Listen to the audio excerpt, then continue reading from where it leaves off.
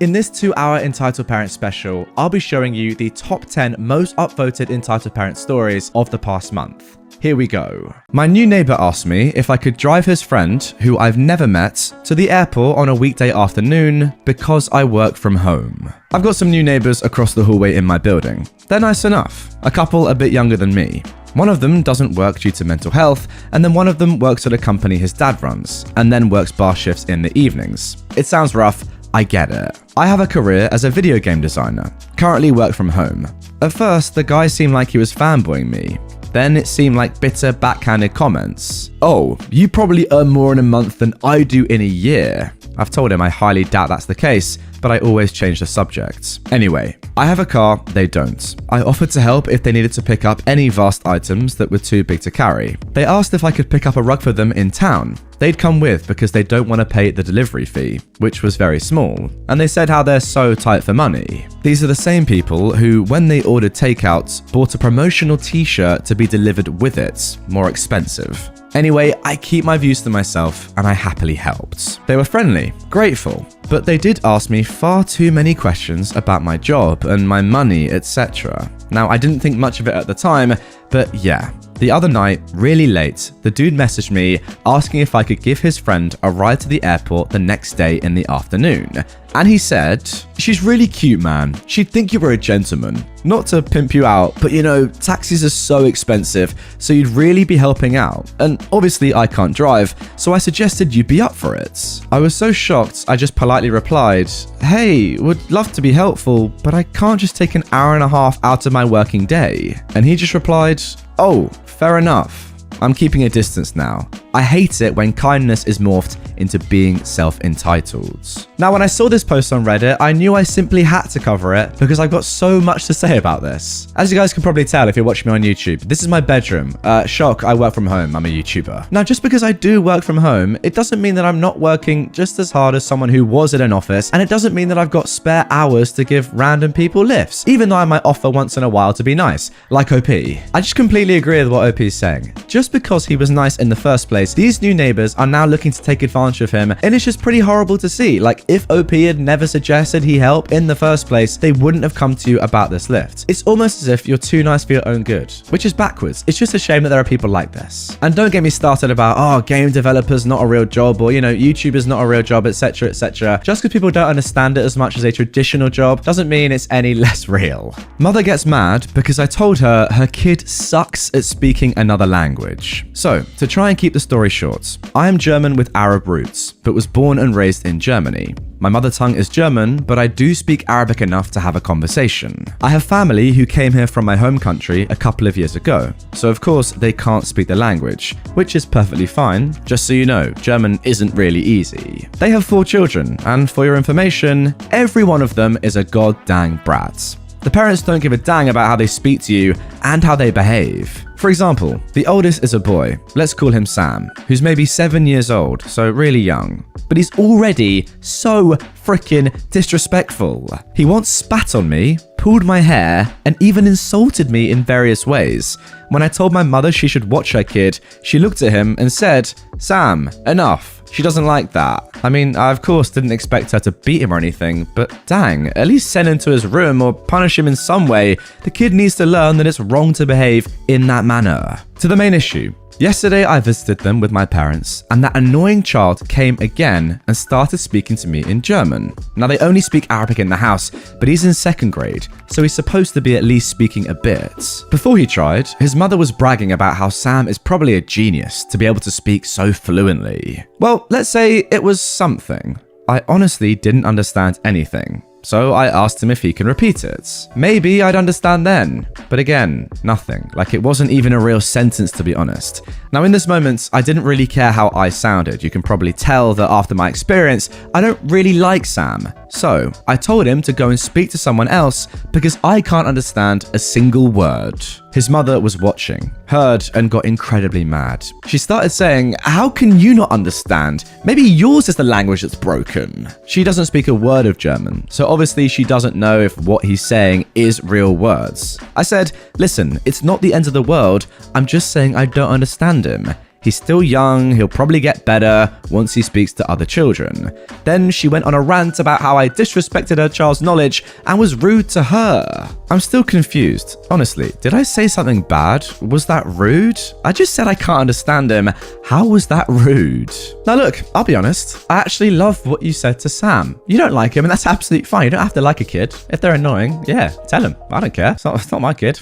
Tell him what you want. But I think you gave him a good lesson here. Yeah, look, you didn't explicitly say that your German's awful. You just said, quite abruptly, but openly and fairly, I don't understand you, pal. Simple as that. Not rude. You don't need anything wrong. Yeah, you could have been nice to him, but also, no one in his life is telling him that he's being rude and arrogant, which he is. Maybe it needs someone like you to say, yeah, you're not as good as you think you are, pal. For him to realize he's not as good as he thinks he is. And also, you are legitimately helping him by telling him that you can't understand what he's saying. You're showing that his German needs work. Maybe he didn't realize it. You're the only one that speaks German in this event. It's your job to let him know. All I will say though, is with a mother like that, he is predestined to be an arrogant I feel bad calling a 7-year-old that, but hey, sorry, Sam, that's what you are. And can I just say for the record, I also think I probably was quite arrogant as a young boy. And in fact, my strongest critics may say that I still am extremely arrogant. That's up for you to decide. But right now, Sam, as a 7-year-old, he's 7, as a 7-year-old, tone it down, pal. Tone it down. I mean, just spent about 30 seconds abusing a 7-year-old. Let's carry on. You know what they say. Teach him young? No one says that. Entitled Mummy demands money from me again. I am a 20-year-old man, and I was hoping not to have to post about my mother, but she came back for more. To bring everyone up to speed, she had an affair that resulted with her having my half-brother and sister. My parents got divorced, and she kicked me to the curb and married her sugar daddy. Now, my sister is about to graduate, and she wants me to hand over some money from my inheritance because sugar daddy won't give my sister an allowance for college to spend on booze, blow, and whatever else. Or, well, that's what I think she'll spend it on anyways. I'd received $93,000 from my grandpa, spent $27,000 on a tractor before putting the rest aside, and spent the past 2 years adding to it until I was at $79K. With some advice from my last post, I took all but $10,000 from my savings, bought a used no-till seeder and offset disc for $18K, and invested the rest for my future farm purchases. Now, on with the show. It was a lovely day on the farm. My dad was out ploughing, I'm hauling manure, I got Def Leppard playing in the tractor, a decent buzz off of Copenhagen Wintergreen, and I'm thinking about Hardy's commercials. Just living the life,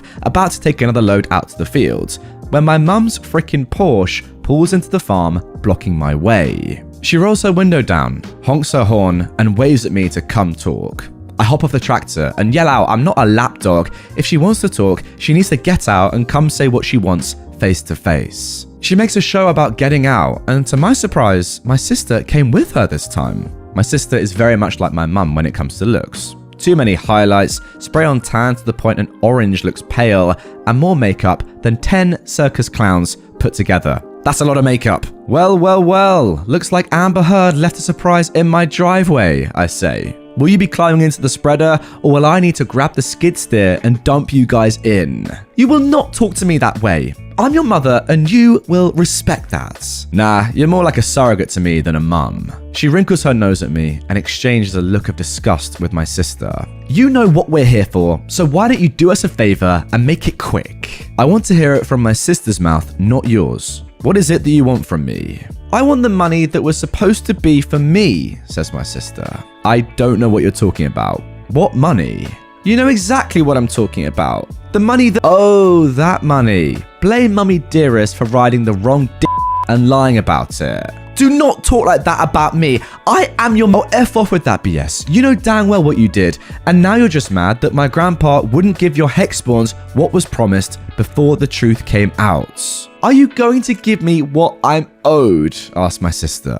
Yeah, you can have my chore. It's lost the flavor. I take the chew out from my mouth and held it out for her. Both she and my mum started gagging like they're about to vomit. I threw it to the ground in front of their feet, making it fall apart everywhere and onto their shoes. I'm just having a good time at this point.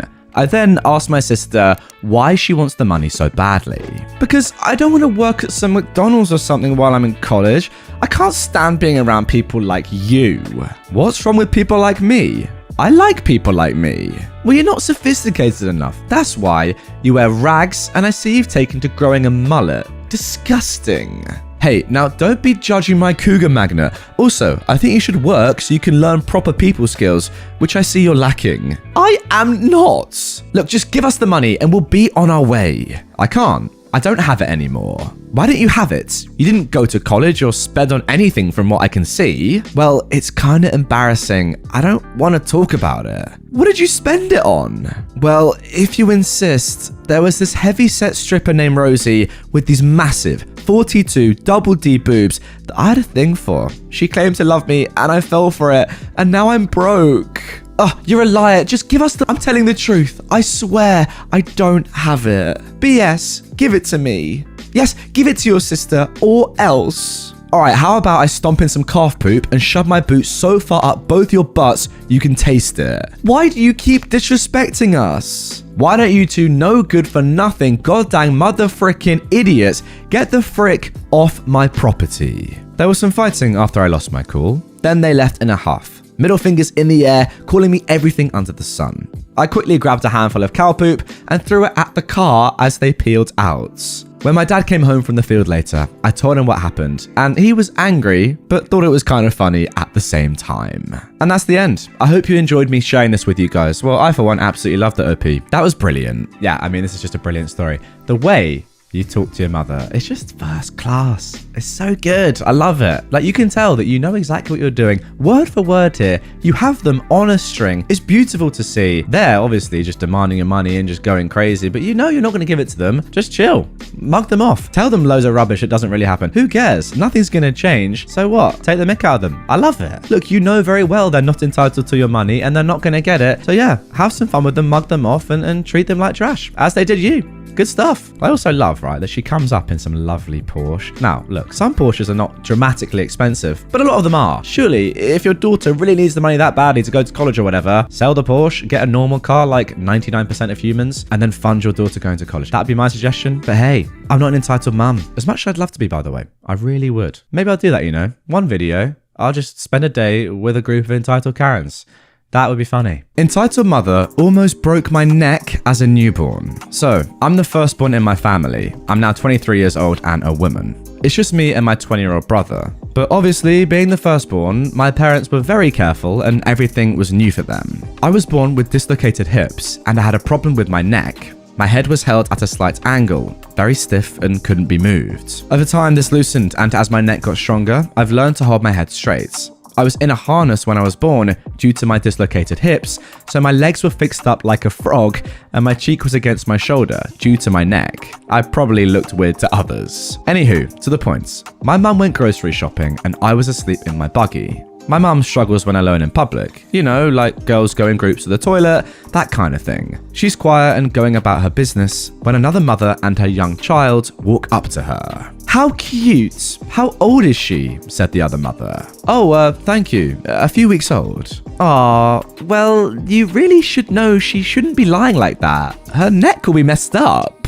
Oh, well, you should already know that if you're a real mum. Excuse me? Do you think you're a good mother messing your child's body up so young? Well, no, actually, then the entitled mum grabbed my head, forcing it straight, and I screamed, instantly waking up and crying. What the heck do you think you're doing? Said my mum. My mum slapped the woman's hands away and her toddler started crying. Mum lifted me up and started comforting me, and my screaming was getting the attention of other customers and staff. I'm fixing your child, something you should be doing, but I'm too nice, so I'm helping you. She was genuinely shocked and taken aback that my mum shouted at her. A nice lady had gone and gotten security and they were on their way over. How dare you touch my child? She can't move her head. She's got a condition that means it's painful to move as her neck is stiff. What? I've never heard of such a thing. Whatever rubbish you just said doesn't exist. My friend's a vet, so I know these things. Wait, sorry, what? She really said that? Oh my god. My mum fought back tears, and the security guard showed up. The entitled mum grabbed her child and stormed off as my mum bounced me gently, trying to calm me down and quietly explained to security what had happened, and witnesses backed her up. The woman was stopped at the door and held until police arrived. I'm not sure what happened after that, but the hospital told my parents that I was incredibly lucky nothing had broken. My neck would take longer to heal, and my head is still a little lopsided today, and I'm 23. Fun times! So, F you, entitled mum. Apparently, I didn't sleep properly for weeks, and my neck was strained as it was pulled roughly. Who the heck touches someone else's child, let alone yanks a newborn's head? My mum just wanted to get me to the hospital, so I'm unsure what happened to the woman. I hope she had her head yanked too. I mean, look, OP, you've put it better than I ever could. Who would even touch somebody else's child, without permission, of course, let alone mess around with their neck? It's as simple as that. I mean, just reading through the comments here, apparently babies sleep with their heads drooped all the time. I wouldn't know that. Oh yeah, but true. Think about a baby in a car seat. Like, they're like this, aren't they? No, they don't have their heads like normally. Like, well, not normally, but just straight, you know. They're babies. Yeah, they don't have incredible neck strength. Incredible. Actually, sorry, the more I think about it, nobody sleeps just like this. Like, your neck, if you're sitting up, your neck is not going to stay straight. Unless you're like a robot, pal. Yeah, the more I think about it, the logic is just mental. This woman's mental. That's going to do it for this one. My mum gave me up for $2,500. So, backstory. My mum and dad split up when I was roughly 9 or 10 years old, due to my mother cheating on my father when he was out of the country. He's a pilot. At the time, it was me and my 2 older sisters, one of which was already an aunt. So my other sister and I were left under my mother's custody due to my father always flying and not wanting us to go through moving all the time. As far as the details go, my dad not only paid my mum child support, but also paid off the house. Despite having little money to take care of himself, he paid my mum more than what he actually owed. Yet, my sister and I never saw that money. After the divorce, my mum turned to many things, sleeping around, gambling, drinking, and eventually meth. But that didn't last long due to my dad finding out and threatening to take us away. My sister practically became my mother, since ours decided to step down from the plates and I was too young to take care of myself. When my sister left for college, all the emotional abuse that she took ended up falling on me, which sent me into a loop. Due to my sister taking all the damage, I typically saw my mother as, well, my mother. My young brain didn't notice how often she didn't come home at night, or the lack of food in the house, or the constant weeks I'd wear one outfit since I didn't have any other clothes that fit. I didn't notice how unnormal this was. Heading into high school, it became more and more obvious this wasn't right at all. Yet I still loved my mother. We bantered and ate fast food together, and she was proud of my accomplishments. But she had her moments, dropping huge hints that I'm too boyish like my dad, refusing to let me cut my hair, pressuring me into wearing makeup, heels, dresses, convincing me I don't need therapy as my therapist at the time made me uncomfortable. They were one of those Christian therapists that made everything about God. Now, while I am Christian, it didn't help the conversation. And so on. Meanwhile, my dad met a woman and they fell in love. When she became pregnant with his kid, he moved her to America after my little sister was born and started a new family. I love my stepmom. She's literally the sweetest woman I know, and I adore my baby sister, and eventually my second baby sister. Over time, after spending many nights in their home, I came to realize how much happier I was at their house than my mother's. One day, I told my dad I want to officially live with him. At this point in time, I've noticed how depressed I am and how things aren't normal in my mum's house. When I told my mother this, she was deeply upset and cried, but she understood. Or so I thought. That's when everything went downhill. The text messages started. Sly guilt trips and remarks on how someone else convinced me to move out, that my father convinced me that she was the bad guy. The more these texts happened, the warier I became about talking to her. It got to the point where I'd cry after every conversation because I was so confused and lost. One day, she practically trapped me in her car in my best friend's driveway to tell me how my reasons for leaving were BS and that I clearly don't remember what it was like in that house. Cue my memory issues. But enough about that. Let's get to the good part, the custody case. Due to me being the last child between my mother and father, my dad no longer had to pay child support. Obviously, they go to court about this. Except my mum didn't show up for many hearings. When she did, she had this BS story about how my dad owed her a trash load of money because he never paid the full child support. How she felt pressured to believe him and trust him when he said he knew how much he owed her. He did. He calculated it himself and actually paid more than what was needed. So, if you're catching on, this fight was about money. Here's a fun little thing. My mum texted me maybe a month before this case started about how she desperately wants me to come home, how she'll do anything to get her baby back. That aged well, didn't it? Because one day, my mum stated that if my dad pays her $2,500, she'll give up full custody of me. My dad agreed to it, and it was over. She gave up her custody rights for $2,500. It still stings. I'm still bitter and angry to this day about it, and this case happened years ago. I don't think my mum's aware I know the details about this case, as she very rarely reaches out to me, as if we still have a relationship, to tell me how much she loves and misses me. The thing is, I learned that my mum actually despised me after the divorce because I just reminded her of my dad. We have the same eyes and resting face. My mum just loves being the victim, and even tried to convince my sister she doesn't remember doing all the stuff I did to you. She even blamed my dad for her cheating on him and said so to my face. I haven't had a real conversation with her since Christmas, over the phone of course, and I haven't seen her in person since maybe before the pandemic. She texted me recently, all excited about a gift she got from my sister's unborn baby, and it sent a whole new wave of resentment towards her. I stopped trying long ago to have a relationship with her, as she doesn't try in return, and will continue to do so until she admits her wrongs, apologizes, and actually tries to be a freaking mother for once in her life. Until then, my only mother is my lovely stepmom. Okay, wow guys, we've just seen some truly astonishing parenting right there. Act as if you care about your child, but then in effect, selling her for $2,500. That's a level. Unbelievable. I'm just so happy for you, OP, that you are finally out of that house and you've realized after all these years how entitled and just terrible your mother is. But that is unbelievable. Faking as if you actually care and then taking 2.5k for your own daughter. Unreal. My entitled mum wants my future house for herself so I can inherit it later. I may have to remove this if certain people find it, or I suspect they have. Things are complicated right now, and I don't want my father knowing about this all, but I have no energy to make a spare account. With that out of the way, yes, for absurd as the title sounds, it is even more absurd when you live it. And I thought I'd never see or live through something like this, as entitled mums are not such a common sight where I live. But here I am, my own mum seems to be one, and I never suspected it. First of all, some background. I've been homeless for some time, after being kicked out 3 times. The first one was from my physical/emotionally abusive and alcoholic father's home. I was around 16. Second, from my uncle's home after he became mentally ill and very unstable. I don't blame him. I was 23 to 24 at the time and was taking care of him until he became too aggressive. And the third one, again, from my father's home after we all thought he'd changed.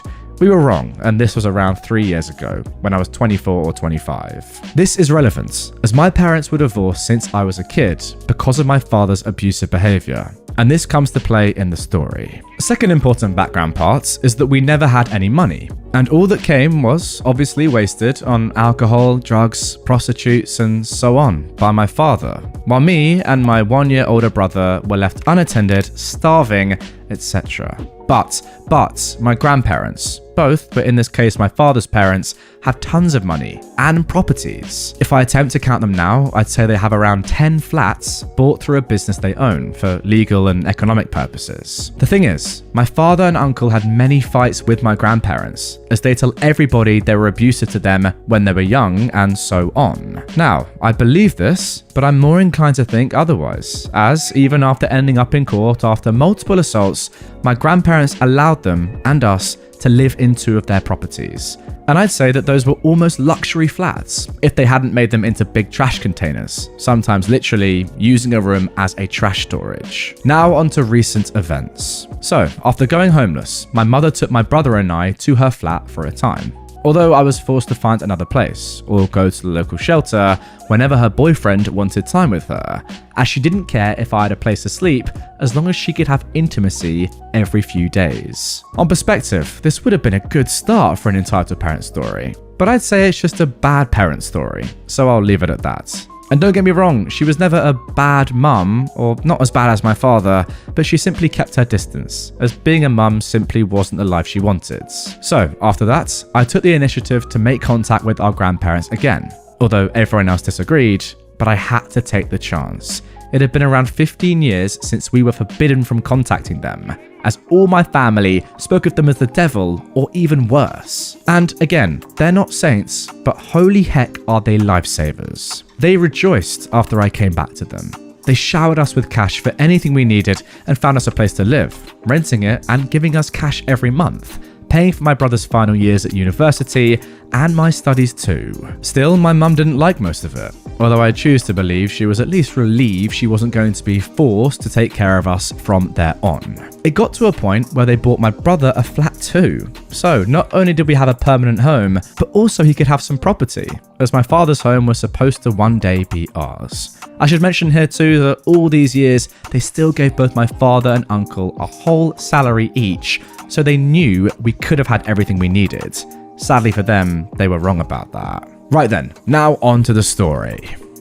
Just another gaming night. I wished I could stop feeling like things could go back to square zero at any moment. So I start thinking. It's been a while since I was told I was getting my own flat, just so we could rent it and have our own money. I'm not fond of being a landlady, but perhaps I should help speed the process up and look for one, I think. So I do it. The next morning, my grandparents thanked me profusely for helping with it and taking the initiative. So we start visiting some candidates, some of which I go to with my mum on separate visits. Somehow, that starts a whole month of my mum telling me things such as, I don't like that place for you.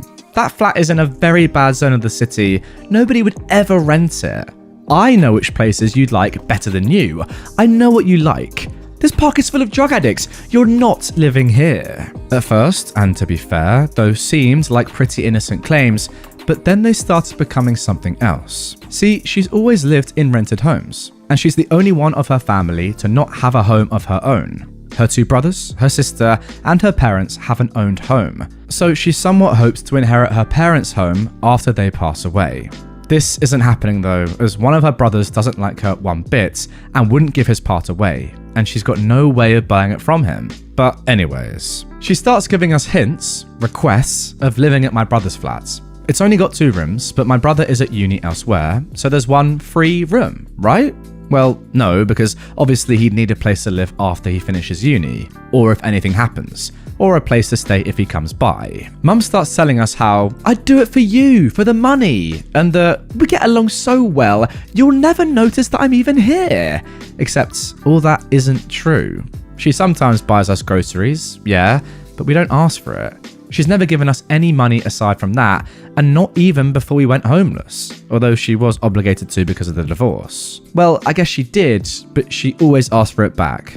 I guess I should tell a story or 2 of those times a different day. But going back to the story, things got convoluted. My mum at that time had spoke about her perfect idea. I gotta say it wasn't half bad on paper, but not in practice. She said something along the lines of, well, since you're getting a home of your own, why not, instead of renting it to someone else, insert racist slurs here, that would destroy it and not even pay, I rent it. But I live in your brother's house and you live in that one. You'd like it. We don't have to tell anyone. You don't like this place anyways, and the money would stay home. At first, I was confused. Like, why keep it a secret? She always does this with everything. Everything has to be a secret, but it makes things absurdly complicated. So I tell her, no, I can't rent you my house, only for you to live at my brother's house. He should be asked first. Besides, that would mean he'd have to live with me, so he'd have to know. Well, you see, this place is perfect for me. I can change this room for that one. The living room would be my room. I can make this and this other change, and I was stunned. She started telling me all the changes that she'd clearly been thinking about for a long time, at least since all those months back where she started telling us how a good idea would be for her to live here. Again, no, I don't think my brother would like living with you, and I won't let you live here without him knowing. If you want to do shady things, you'll have to tell him and grandparents, since they're paying for all of this. She started turning red. Not of rage, or perhaps just a part of it, but she always fake cries when she doesn't get what she wants. Oh, but they wouldn't understand. They tried to make me live in a dump back when they bought us a home, when you weren't even born. But they didn't. They changed the place. And although I think you deserve a home too for all you've had to put up with, it doesn't have anything to do with this. As I said, the place they ended up buying for them was almost a luxury one. You could see the beach from it and so on. Although it was never supposed to be their own place, as it was bought through their business, and we were supposed to inherit it when my grandparents passed away. It was a weird exchange. I didn't fully grasp why she was acting like that at the time, so I called my brother and explained. He told me she'd been insisting on the topic of living with me for a while, as if we were both going to live at his flat. But since he knows her, he also knew she was full of rubbish and told her more or less what I told her too. Days passed, and she seemed to start accepting how ridiculous it was to make a very convoluted plan of renting a home to live at the other one and then not telling anyone.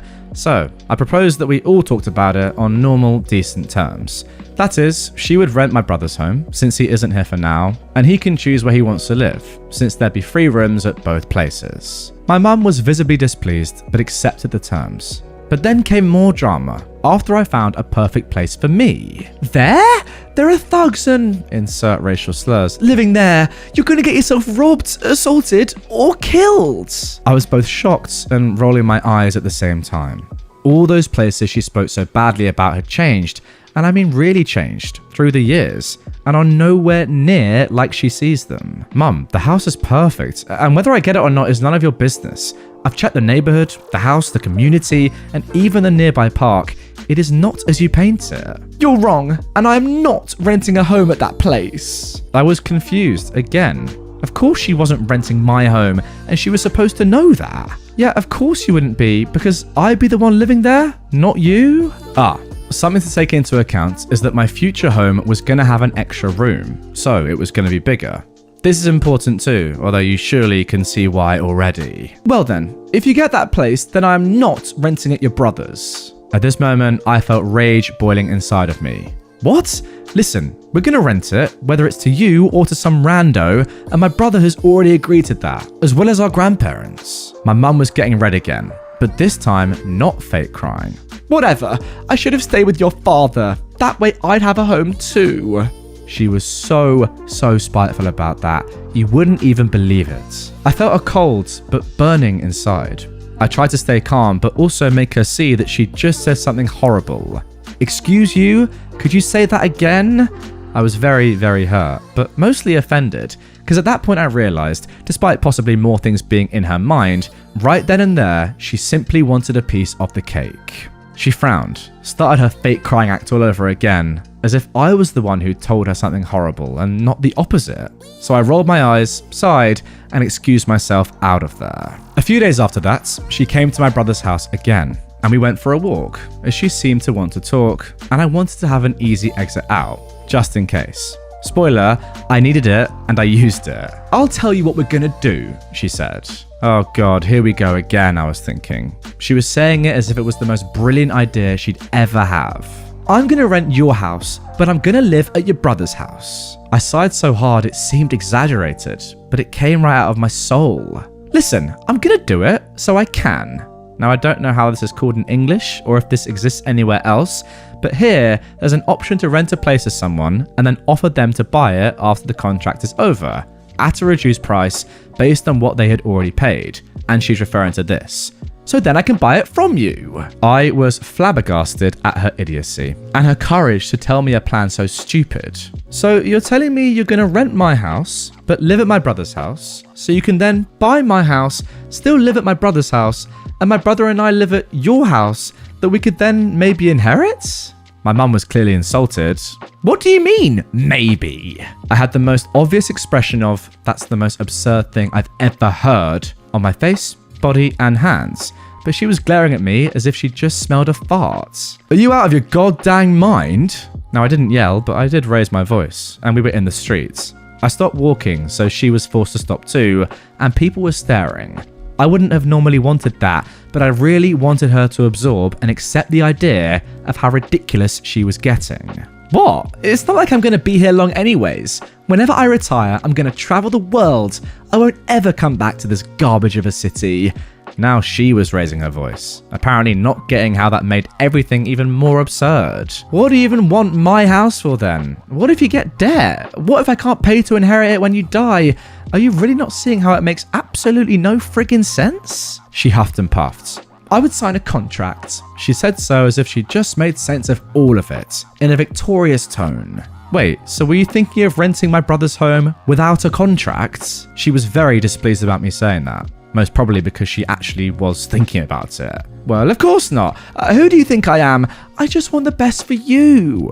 Alright, then explain to me how taking my house so you can own something without any way of knowing if I'll ever get it back and making me pay for it if I do so helps me. Please, go ahead. She was actually about to reply. I just roll my eyes again and start walking away. No, you know what? I don't want to know. Get your life together. Now, I wish that was the end of it, but it wasn't. I ended up not getting the place I liked so much, so we're still looking for some nice place to get.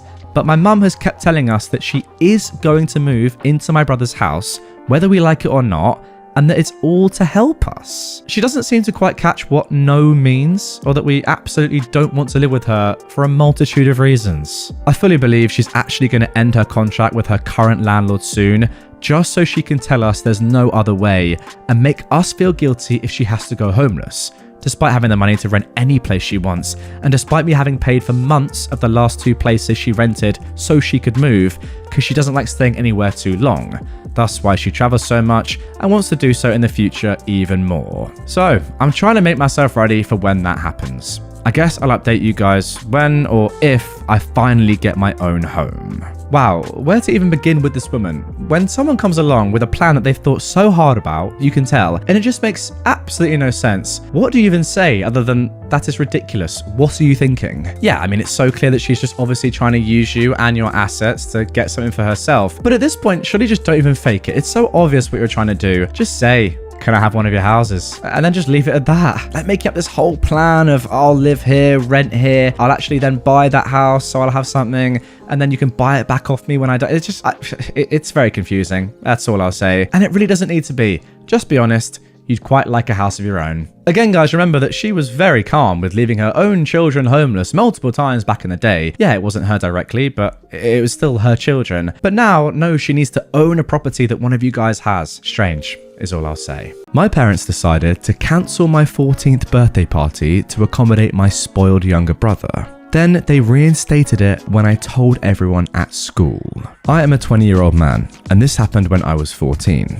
I have a brother that's about 6 years younger than me. He was extra coddled by my parents for having been diagnosed with high-functioning autism when he was 4. But other than that, he seems very normal, just unbelievably spoiled. And he used to get his way a lot. And by a lot, I mean nearly all the time. Anything I had, he also had to have. So that meant we had doubles of almost everything that wasn't a shared item. And anything he had that I didn't, he'd rub in my face any way he could. When I was 11, I begged my parents for a 3DS for my 12th birthday.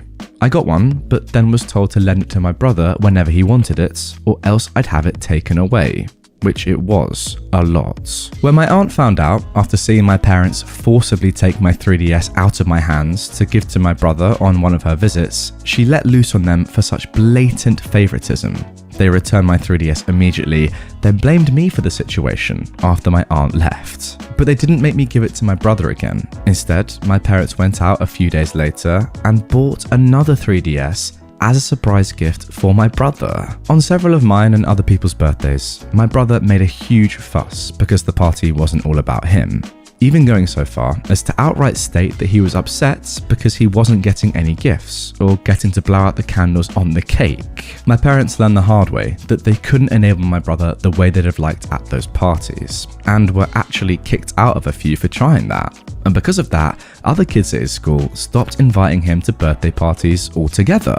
For me, my birthdays were some of the only days I had that I got to have about me, because otherwise my parents forced my life to revolve around my little brother. In the year prior to this story taking place, my parents ended up paying more attention to him the entire time of my 13th birthday. And they even asked me if I'd let my brother blow out my candles for me because he was upset and pouting. I refused that because I wanted to blow out my own candles. They called me a spoiled brat at first, until my aunt intervened and chastised them on their favoritism yet again, stating how much she'd noticed how my brother gets nearly everything between the two of us just because he's autistic. My parents got no support from anyone else there other than my brother, who was still crying because he wasn't getting to blow out my candles, and because he didn't get his way, he tried to outright spit on my cake out of spite, but my awesome aunt thankfully blocked him before he got the chance, then scolded him till he ran to my mum in tears. My parents took a lot of heat from the other adults there,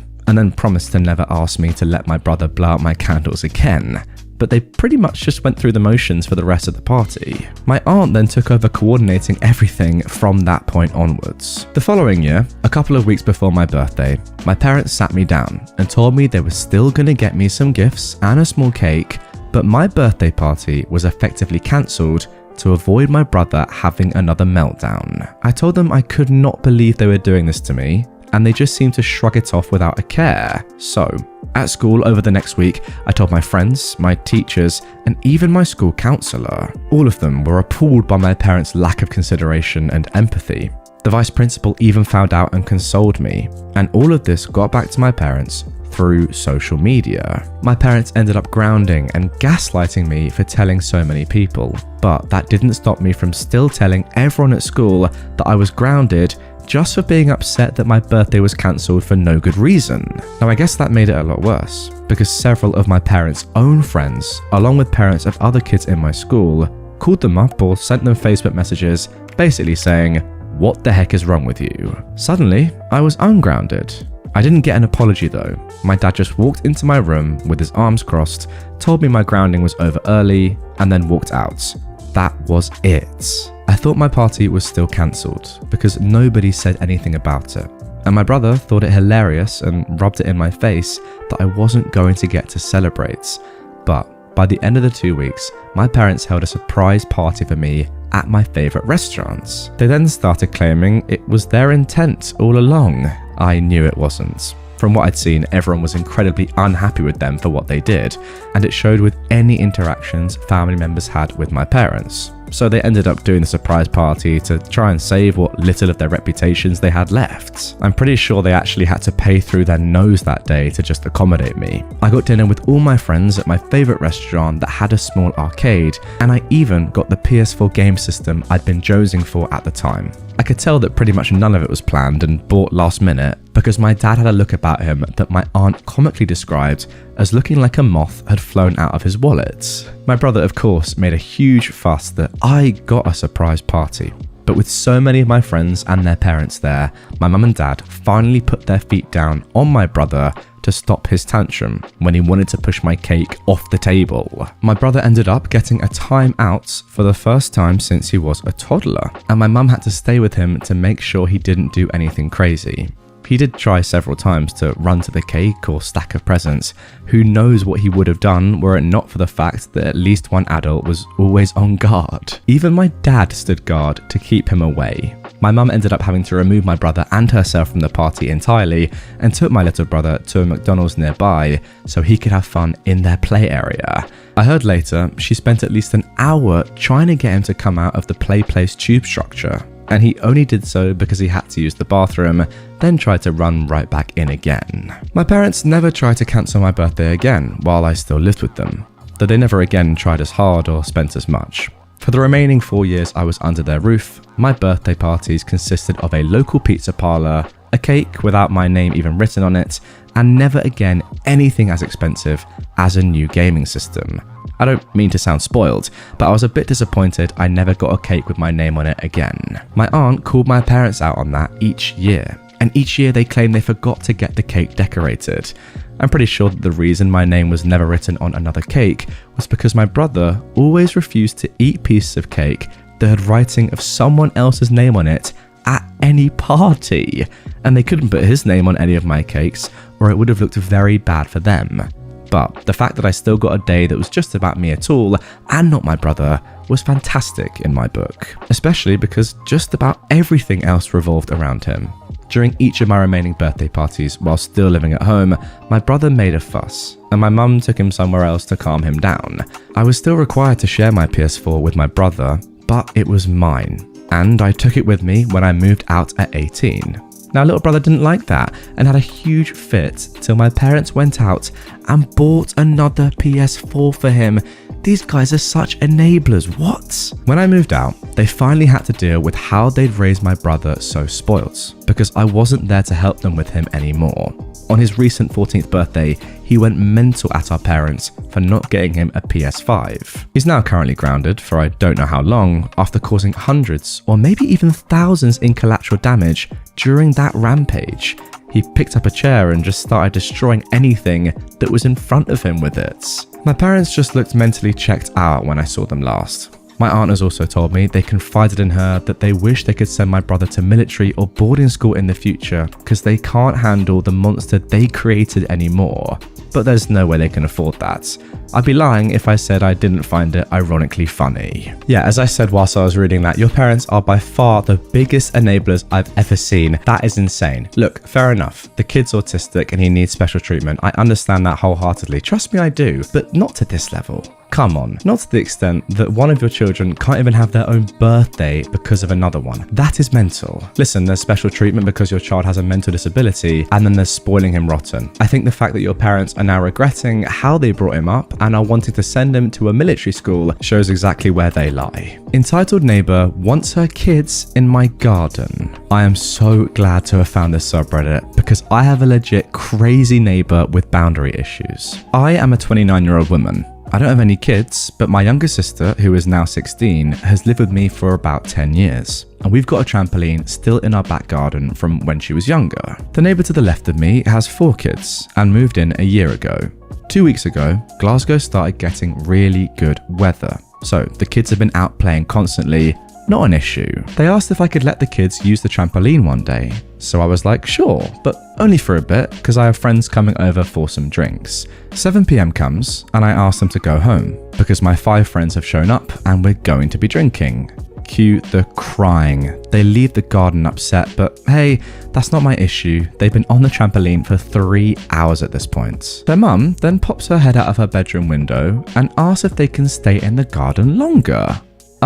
No, I'm not your babysitter. She's annoyed but drops it. Last week, I come home from some shopping and to my surprise, I found all 4 of the kids in my garden plus their younger cousin. I asked them to leave and tell them they can't just come into my garden without me there, and they didn't even ask, but they refuse. So I shout up at their mum and tell her to get them out of my garden. She says, oh, let them play for a bit. You don't even use it. Okay, but still, not your garden? Eventually we get into an argument and they leave. She's angry and shouting, saying I'm being a Karen, oh the irony, and I should let them in. I tell her not to ask again because the answer will be no. This though happened again the day after, all 4 kids plus their cousin waiting till I move the car from the drive and then heading straight into my garden when I'm gone. So I wake up this morning. I've since put a lock on their trampoline, just a small one on the mesh safety enclosure to stop them opening it up, cause I'm petty as frick. Plus it's a Saturday. I'm not working today, it's my day off and I want a long lie-in.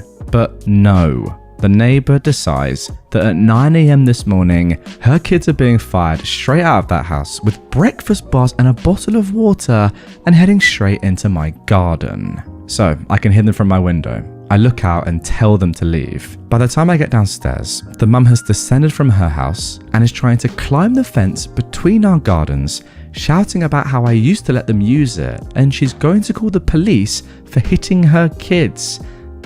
Great, you do that. I'll be sure to show them the Ring camera footage, which coincidentally also has footage of your husband picking the lock open so your brats can use the trampoline. Wow, even the husband's involved at this point. Unbelievable. So long story short, the entitled mother sends her kids into my garden repeatedly, even after being told not to. She actually did call the police on me for harassment and hitting her kids, but ended up getting her own husband arrested for theft and housebreaking and criminal damage. Suck it, you female dog. Now guys, that is the end of that post, but don't you worry. I know what you were saying. Is there an update? Well, today you're lucky because there is. So here is that update. The main point, I guess, is that the day after this happened, I spoke to the police about the charges and asked if they could let them go. There was a charge of theft too, because the dad had moved tools out of the way and threw them into his garden, but they got thrown back in, so I wasn't missing anything. They initially asked me if I wanted the oldest kid charged. Now she looks a lot younger. I assume she was 10, but she's actually 13. because she was the one who climbed the fence first, then went through my drive to open the gate and let the younger kids in without having to climb over. I've since seen the dad at the local shop. He just sort of apologized quickly and thanked me for letting it go. I think the realization that his daughter could have been arrested was a wake-up call. I haven't heard an explanation though. Maybe he wasn't thinking about how serious it could end up. The mum, on the other hand, absolute crazy woman. I mentioned that she told police I'd hit her kids, which is absolutely untrue, but she also decided to tell a couple of neighbours that I hit them. I actually had 2 of them ask me about this. She also put some sort of barbed wire at the top of her fence? What, to stop me climbing over? She's also chained her outdoor grill barbecue and dismantled the swing set I gave her when she moved in. And I thought I was petty. On a maybe related note, I had a visit from the SSPCA about animal abuse, even though I don't own any pets. They seemed pretty annoyed about being called out for a prank, so I don't know what happened with that. Well, I think that's pretty obvious. I've also been asked about my sister's involvement with the story. I just mentioned her at the beginning because I wanted to explain why I was 29 and had a trampoline in my back garden. She also wasn't home at the time because she has clubs on. By the time she got back in, it was all over. Well, you know, I'm 24 and I've still got a trampoline in my garden, if that's any consolation. Overall though, I've not had any more issues from it. The trampoline is now gone. The kids haven't really been out because it's been raining the past week. I rarely see the dad around as he works, and the mum spends her days in her own garden being the most obnoxious Glesga ma you could imagine. Now, not entirely sure what Glesga ma means. I asked my editor, Stevo, who some of you know, is Scottish, and even he didn't know what that means. So, yeah, none the wiser. I think it just means horrible Scottish woman. That's all I can guess, and it seems pretty likely. Gotta say, OP, legendary. Very nice of you to drop the charges. It's not petty locking your own stuff up, by the way. If you know that someone is coming without permission and using your stuff, yes, lock it up. What is going on here, by the way? It's like a whole family affair. You got the 13-year-old trying to like jump over and get around, open your gate. The dad's using bolt cutters. The mum's mental. This is just a typical entitled family. Unbelievable. And in terms of having a trampoline when you're 29 years old, they're fun. There's nothing wrong with that. You won't stop smoking on your porch at night? Guess we'll burn our house down. Hi all. I just found out why there were a bunch of flashing lights and loud sirens on the street behind mine last night, and I am gobsmacked. The family that used to live in the house behind me, who ever so helpfully called the police on me after I gave them a heads up about their Wi-Fi, has moved out, and a new family has moved in. Our houses are separated by a couple 100 feet and a brush line. I found this out because they came to talk to me last week about me smoking a joint before I go to bed on my porch, and how the smell is terrible and it's bothering them, and I just need to not do that. Note, I smoke precisely 1 half-gram joint on my screened-in porch before bed, perhaps 3 to 4 times a week. The likelihood that any of the smoke from that is going anywhere near their house is slim to none. I told the new back neighbours I'll turn a ceiling fan on to thin out the smell, but I'm not going to get eaten alive by bugs just before bed because they don't want me to smoke on my own property. The porch is screened in. I guess this answer didn't satisfy them, because last night, one of them came up with a cunning plan to get back at me.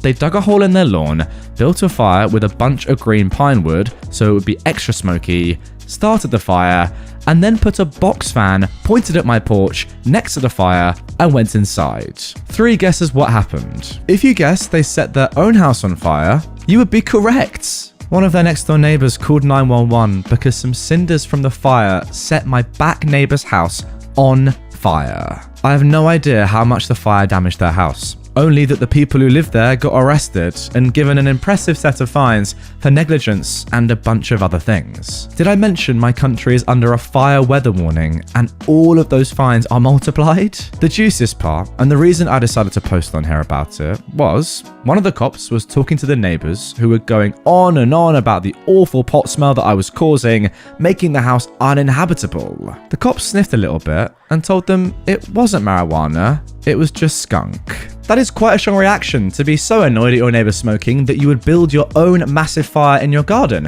Wow. And yeah, it's unlucky that you set your house on fire, but you also did do that, like it is your fault. So deal with it. I gave a friend my old Apple Pencil, and she became pouty because she wanted my new pencil.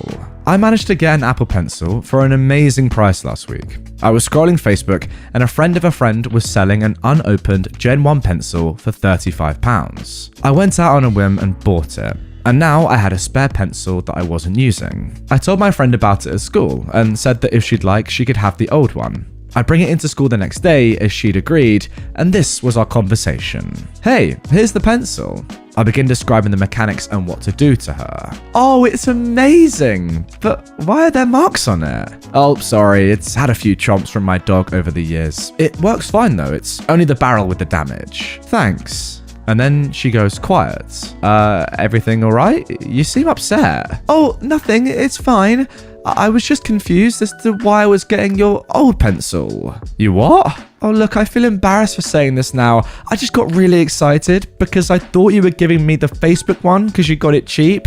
But it's okay, it's still thoughtful, just not what I was expecting. Yeah, no, I got it off Facebook still unopened and brand new. If you're gonna get arsey, I'll just give the old pencil to someone who's grateful. She ended up begging to keep it and then kept it anyway. I wasn't about to argue with the petty princess.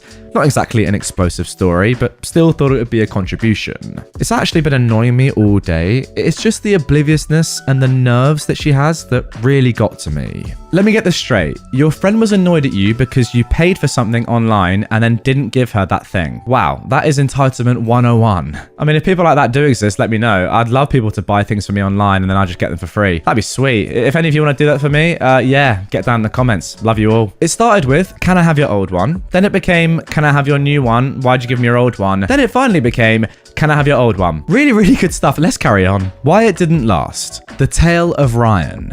I was just watching Hairspray on Netflix and was reminded of my old pal from uni. In my undergraduate university, I had a friend who was a trans male. Let's call him Ryan. He was part of the Musical Theatre Society at our university and an extremely talented individual. But he was also a very entitled young man. Some of his highlights include faking a sexual assault 2 weeks after I was diagnosed with cancer. Every time someone asked me how I was, he'd reply for me that she's such a trooper. She's been supporting me through my whole ordeal. I am a sexual abuse survivor, so obviously at the beginning, before I knew the details, I was very invested in helping him through his trauma. Then, when it came out he hadn't experienced any trauma, he blamed me, saying I told his parents the wrong story. He literally called me at 2 AM, crying his heart out, got in the car and sobbed while stuttering, and had me repeat what he told me to them because he was too distressed. His version, a boy kept coming up behind him, kissing his neck, grabbing at his breasts, pre-top op, and tried to put his hand down his pants. But the version of all the witnesses I later spoke to, as he was out with a big group of people, was his ex touched his sides in a playful manner while drunk, and by sides I mean back ribcage in a playful grab before backing off when he said no.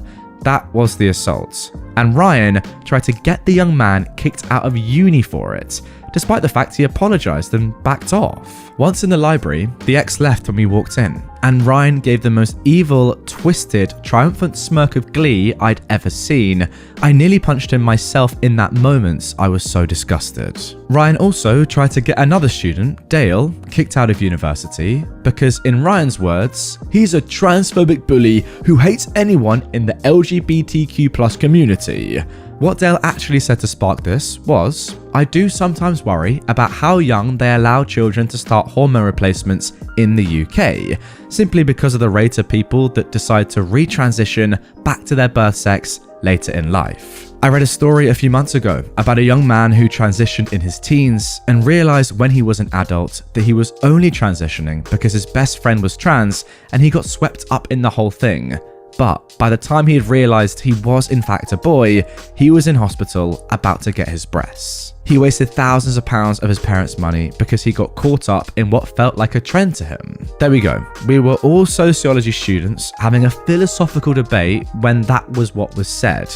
Multiple people, including Dale's male lover, had to come forward and then explain that he's not transphobic or anti-LGBTQ+, to then get the complaint dropped. Look, you get the picture. Ryan has narcissistic issues. But this one event is something that really will live in my mind forever. As I said, he was part of the Musical Theatre Society and they were choosing their semester musical. The Musical Theatre Society had one black male, one Asian female, and a whole lot of white people.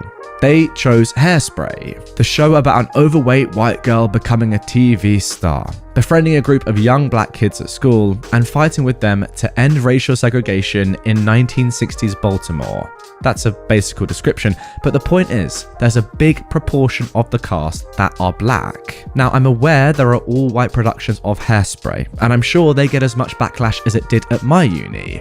I'm also aware the writers of Hairspray have said they don't see anything wrong with all white versions, but that's not the issue. It did end up being a big controversy and getting canned by the society. Here, it was Ryan's mental gymnastics that really blew me away. One day in the car, we were discussing the auditions, as Ryan was convinced they'd still be allowed to do the production, and he said to me, I should play Seaweed, who is the lead black male character, because, as a trans person, I understand the struggles he faced. To this day, he doesn't see anything wrong with that sentence. A little more about Ryan. He has a supporting and loving family. Only one member was not told he was trans, but has no issues with his aesthetic. He once got told to get out of the girls' bathroom, which made him extremely happy. And if he didn't tell you he was the owner of 2 X chromosomes, you wouldn't know it. As far as a trans person goes, he got pretty lucky.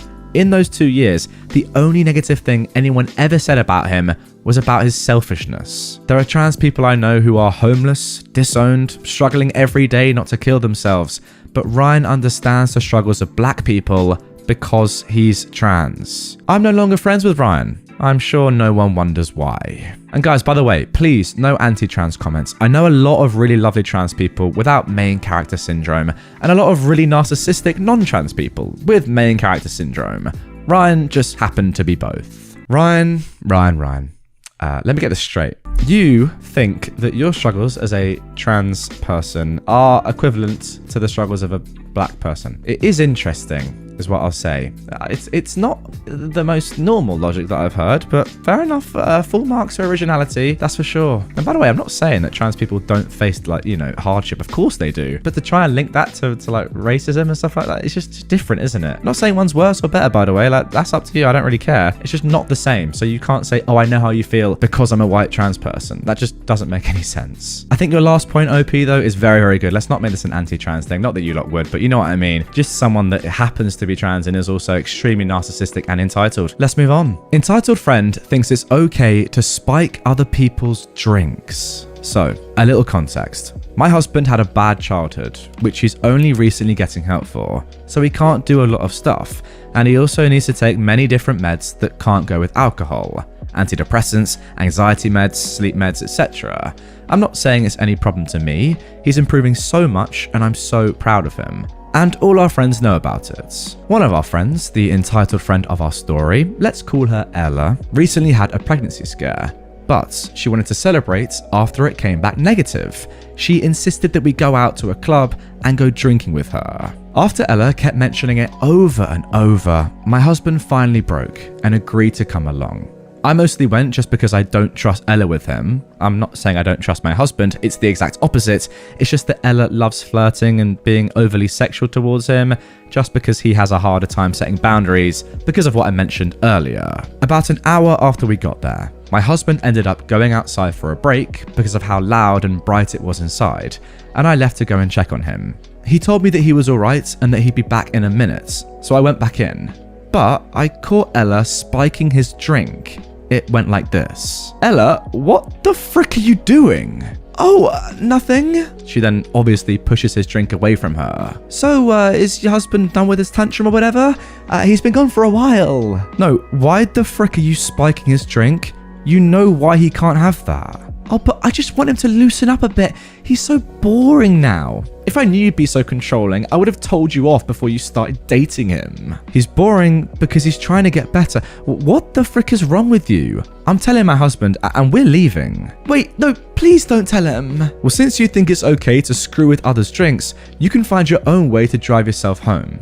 She was already far too drunk to drive home herself, but that wasn't my problem. I obviously told my husband what happened, after more pointless begging from Ella not to tell him, and we then left. She's been flooding our voicemail with excuses for what happened for a couple of days, but we've been ignoring her. So that's that, I guess. Quick update, we're gonna go no contact with Ella. And I went back to the bar to explain the situation to them, and they said that they wouldn't allow her back either. I think that means she must be banned. I've got so many other stories about her though. If anyone is interested, I might post those as well. Well, guess what? I'm very interested. So interested, in fact, that I only went and found another one entitled Ex-Friend Thinks It's Okay to Go Through Others' Belongings. So then, people have asked for more Ella stories, and I am here to deliver. So, this happened before the pandemic, like early 2019.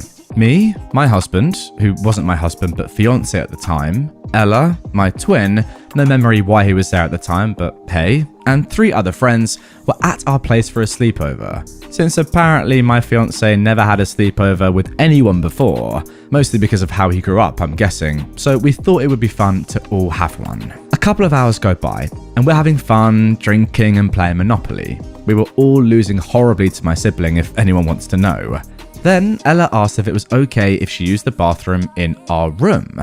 Weird, but whatever. I say sure, and she goes. Maybe 30 minutes go by, and I went bankrupt, so I just decided to go and check on her because she'd been gone for a while. I come into our bedroom, and everything is dumped everywhere. I'm talking about important papers, wallets, cards, keys, personal belongings. Not emphasizing what I mean, but I think you probably know. Anything that was once in our bedside tables, but no longer in there. And there was Ella. When I tell you my jaw dropped, I'm not kidding. To be fair, she looked absolutely traumatized and it was the funniest thing, but still, I had no clue how to react. I didn't think we needed to teach adults not to go through other stuff, but there's Ella. I just ended up putting everything back, kicking Ella out. I never did tell my husband about this because it's so embarrassing to know that someone came in and saw everything in your bedroom. All he knows is that I caught Ella going through our main stuff, and I just left it at that. Thinking about it, now that I know how creepy she is, it makes it sound a lot worse. But at the time, I just blamed it on her being drunk. But it wasn't probably the smartest decision on my part, but this was years ago. So I assume that story then happened before the spiking story. I mean, nonetheless, what a strange woman Ella is. You can't just blame that on being drunk. Nobody just spikes someone else or looks at all their belongings just because they're drunk. You have to be a weird person to do that, and Ella definitely is. Based on those 2 stories, yeah, a good idea not seeing her again, and she definitely is an ex-friend for a reason. To be honest, you could probably say that you should have cut her off just after this episode alone, and then you wouldn't have even had the drama of the spiking story, but hey, at least you've done it now. But yeah, Ella doing weird things that I would never ever do. Finally preparing to take my entitled mother-in-law to court. My partner, who is a 30-year-old man, and I, a 25-year-old woman, started our relationship 5 years ago. When we met, I found out he shared a mortgage with his mum, because when her ex left, she couldn't hold the mortgage. My boyfriend had a good job and decided to step up. We hadn't met yet, and he was single and living there, so he didn't think much of it. And that was his mum, and he's a wonderful son and person. I moved in with him after 7 months. I know that's pretty soon, but there were some unforeseen events that led me to just stay. And that's when I started to realize there was something really off about my mother-in-law. To give a visual of the house, it's a 2-story house with 3 bedrooms, 2 bathrooms upstairs, and 1 bedroom and 1 bathroom downstairs. When I moved in, we lived in his bedroom upstairs. All of the downstairs was absolutely filled to the ceiling with junk and boxes, almost like an episode of Hoarders. Completely unlivable. There's also a laundry room down there, and that's where we all did our laundry. We were able to finally convince my mother-in-law to get her trash out of the way so we could move downstairs and have a bit more privacy. There's a door leading into the living room of the downstairs, and she would use that to get to the laundry. We spent most of our time in our living area and got tired of her constantly coming through it, so I tried to talk and make a compromise. There were 2 other ways to get to the laundry room. One way is down the outside stairs to the laundry room door, and the other is through the garage and through the hall. I went and bought some curtains to set up on either side of the doors, so she had her own special hallway. But she kept coming through after agreeing to use the other ways. One day, we replaced the doorknob with a knob with a lock that locked from the inside. We'd locked up and left the house for a few hours. When we got back, we found she'd taken a butter knife and forced open the lock, something that could have easily been avoided. When we confronted her, she got on the floor and cried, and my boyfriend went over to comfort her. That is when I realized that she manipulates him. I only asked why she did that, and she broke down with crocodile tears. Eventually, I convinced my boyfriend to get away, and we moved into an apartment in town. It was bliss. I think from there, he started to gain a lot more confidence and stopped talking to his mum as much. This was about 4 years ago. After we moved out, my mother-in-law decided to spend a bunch of money and renovate the downstairs and make the house into a duplex type situation, with her living in the bottom. It's separate now, and she's invading nobody's space. She charges the tenants over 2,000 Canadian dollars to live upstairs, which pays her almost paid off mortgage and all of her bills. My boyfriend is still on the title and mortgage of the house. When he was there, he was paying for everything, including her phone bill. Another thing to add, my mother-in-law does not work. So, fast forward to now. I am 2 months pregnant with my boyfriend's baby, we're starting a family, and my boyfriend has asked to move into the upstairs so that we can have a bigger home to raise our baby in. My mother-in-law said no. We asked her to take his name off. Nope. She refuses to let him live in his house. She won't buy him out, she won't take his name off because that would mean she can't keep the house. She cannot keep the house without my boyfriend. Her reasoning is that she wants to save for her retirement, and she needs the $4,000 a month she makes from the tenants, alimony, she wasn't even married to the guy, disability from the government, and other under-the-table work, while we're currently grasping at straws. My boyfriend has finally realized that his mother doesn't give a dang about him or his child, and now we're going to take her to court. The house is worth almost $700,000. We're going to force a sale for half. Basically, she's proved time and time again that she's a selfish, greedy woman who takes advantage of her son. Her other son doesn't talk to her or see her, even on holidays. We understand why now. I'm honestly just still in shock at the fact that after everything he's done for her, she won't do the same. Also, she has a lot of money. Okay, wow, how ungrateful can you be? First of all, what are you doing? You're not giving your child and their partner any privacy at all in their own home. That is bad enough. Add on the fact that you're getting all the money from the house, which you co-own with your son, who has done so much to help you in his life, and you're just saying, you know what, I'm not even going to replicate any of that for you. Nah, you're done, I'm keeping everything. Wow. This is a definition of an entitled mum. Entitled mum demands her 11-year-old daughter to get a pregnancy and drug test. Forewarning, this may be a little NSFW or graphic for some. Please don't bite my head off, as I'm also being vague due to health insurance rules. I am a practicing nurse in both an active clinic as well as ER nurse overnights. My life is hard enough. On with the show. Alright, it's a regular Thursday night at the ER. After my first job and the issues I had at the clinic, I'm already done with BS. And I do like to look at myself as a good southern woman, accents and all. So I'm plugging myself in for another 10-hour show. We have the usual revolving door of patients coming in for a busted eardrum, medication referral, and a few ambulances coming in with patients from a nearby old folks home. Most nights it's for a UTI. Fun fact, most elderly will get aggressive or become disoriented when they have one. Typically, we keep them overnight for observation or let them hang out in the ER for a 3-hour nap. They're just so cute. Most of the time, we can have you in and out within an hour and a half on a good night.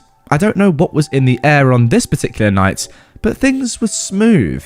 We all know that us ER staff are always superstitious, just waiting for that one crackhead to roll on up for the good feeling drugs. It was just after midnight when a mother and her young daughter walk on up to the register area. There are like 20 cameras at the nurse's station, so we can see everything, maybe a little too much at times. This mama comes in and wants us to take a look at her daughter.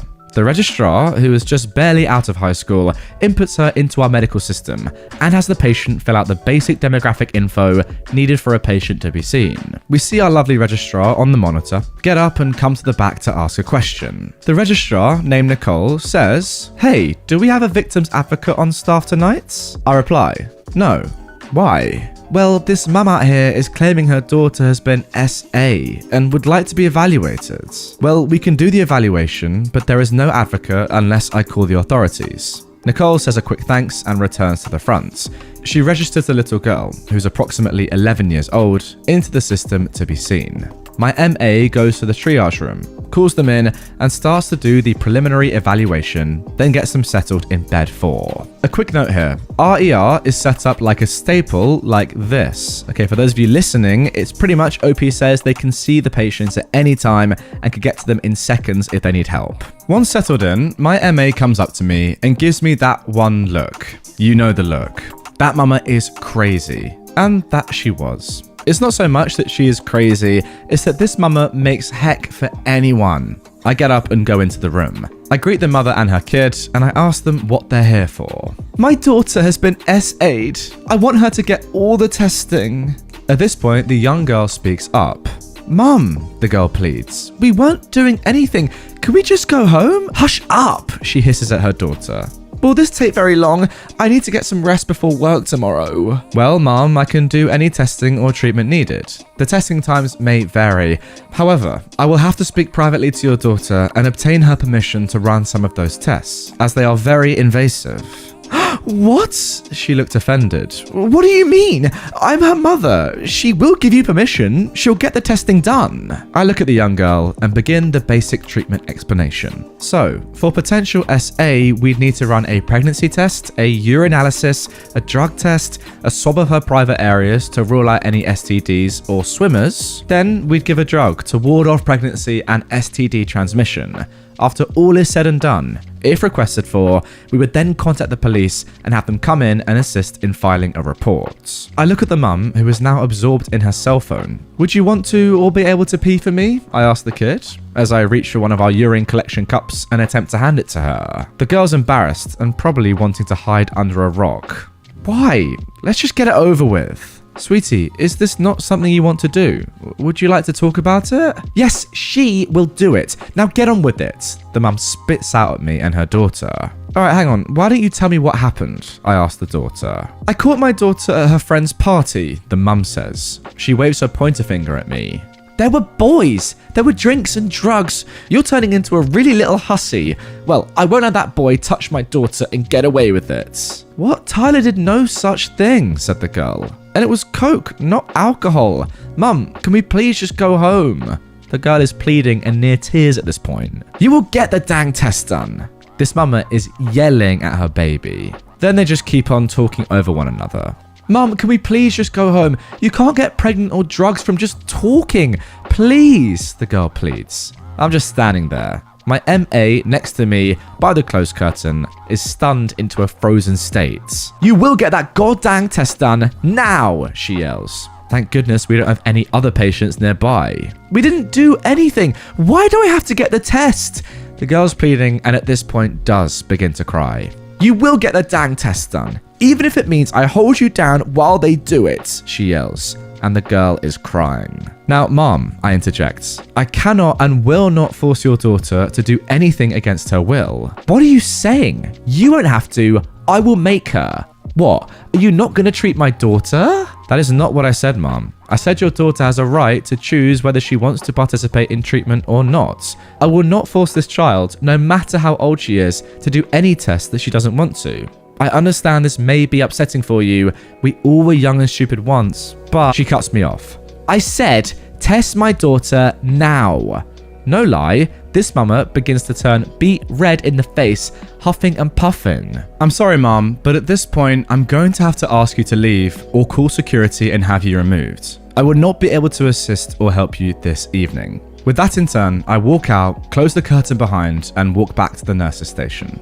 I place a quick call to our security team. The mum comes out from around the curtain, standing in the hallway, screaming at some poor soul on her phone, blabbing about how she's going to sue the whole hospital and that we are refusing to care for her poor baby that was just SA'd by some hoodlum. The security guard comes into the station. I point in the direction, they head over and escort her out. I haven't seen or heard from them since. As a precaution, I did call CPS and have a welfare check done on the young girl. I hope that girl is okay. Alright, as long as that girl gets some sort of help or gets seen to by the CPS, I'm happy. It's clear that she's pretty adamant that nothing happened. Definitely no SA. That's crazy to even suggest that. But this mum is just so over the top and controlling. Yeah, I think this girl needs help. What? Like, I don't know exactly what the girl went to, but it sounds as if it was just a normal party. I don't really know how the mum could have even known what had gone on. There's no way that what the mum is saying to UOP is what the girl had said to the mum, because she doesn't even want to be there in the first place. She's saying this is ridiculous. So maybe the mum's just made all this up and is going to the ER for clearly no reason. I don't know. It's very weird. This woman is clearly mental, and the kid's gonna grow up probably hating her. Entitled parent and her kids get what they deserved at the public pool. I worked as a lifeguard for many years back in high school and in my first summer after college.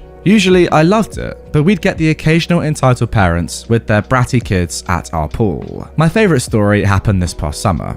That day was supposed to be a great day. It was stormy out. I was working a double with my favourite manager and other co-worker. Our supervisor brought us Sonic during one of the thunder breaks. Not just drinks. I'm talking cheese fries, tots, burgers, the whole shebang, and it was overall a great day at work. Until during one of the thunder breaks, we were all sitting in the guard office finishing up our food. A little kid, probably about 4 or 5, came up to us and demanded that we share some of our tater tots with him. It's a rule that lifeguards can't give patrons any of our personal food for safety reasons, allergies, etc., so we offered him some snacks from our snack bin that we use when a kid gets tired or dehydrated. But he threw a fit because apparently goldfish were beneath him, and he screamed about how unfair it was. We told him to leave the guard area and said the snack offer was still on the table if he wanted it. The kid immediately ran out of our office to his mum. He's crying, snot bubbling, and screaming about how we get snacks and he doesn't. Cue the entitled mum storming up to our office and threatening to report us to our supervisor for eating on the job, what? And for rubbing it in the patrons' faces that we have food and they don't. She then started berating us about how we weren't allowing anybody in the pool due to it being stormy. She claimed we were lying about there being thunder, etc. At this point, we were all annoyed. We explained that we can't give personal food to pool patrons as it's against the rules, and that everyone is out of the water due to it being unsafe. We even pulled up a radar showing her that there were lightning strikes within 5 miles of the pool. Of course, she wasn't having it and just stormed off. Wow, what a pun. At this point, most of the pool patrons were leaving because the storm was only getting worse. So we figured she'd give us a dirty look and then leave. Oh boy, I was wrong. Instead of being a reasonable and rational person, she proceeds to tell her kid to go swim, and that if any of us try to get him out, that he should start screaming as loud as he can. Of course, we couldn't let the kid swim, so we had my manager call the supervisor, and the other co-worker and I went to go convince the kid to get out of the pool. It was raining, there was thunder, but this kid was just splashing away. We told him he needed to get out because it wasn't safe, but the second I stepped into the water, the kid let out the most ear-piercing scream that I'd ever heard. Then the entitled mum ran over and started screaming, "She's hitting my son! Someone help!" And she tried to physically pull me out of the pool. Unfortunately for her, my supervisor had just arrived and he was already on the phone with the police. She was screaming, the kid was screaming, and I was fuming. I wanted to smack that woman and her child so bad, but I restrained myself. My supervisor came over and told them that they needed to leave, or they'd be escorted out by the police. Surprise, surprise, she wasn't having it. The police got there about 5 minutes later, escorted her out, and she was banned from ever coming to the pool ever again. About 2 weeks later, she ended up trying to come to the pool again with her son. She came in, ignored the sign-in sheet, and just told her kid to get in the pool. We called the cops and she was fined for trespassing. She left screaming, with her screaming brat following behind her. She then tried to start stuff on this awful app called Nextdoor, saying that we were discriminating against her, blah blah blah, but that was the end of that. That incident made me stop lifeguarding altogether. $8.25 an hour is not enough to be dealing with people like that. Yeah, the fact that this entitled mum was willing to put her child in danger pretty much just sums up everything she's about. Honestly, making your child go and swim in a pool when there's thunder and lightning. Like, are you brain dead? Well, clearly she is. I don't even know why I'm asking that question. My younger brother thinks he's entitled to live with me forever. So, a little backstory. I am a 33-year-old woman, and I've been helping out my younger brother, James, who is 30, for the past 6 years. He didn't have enough money for an apartment rent on his own, and he didn't feel comfortable roommating with a stranger, so we split my 2-bedroom apartment, and it's helped me save so that I can buy my own place soon. But he went through struggles. He lost his full-time job, he got really out of shape from just sitting at his computer all day. Thanks to the pandemic, the government paid him to sit at home for over a year.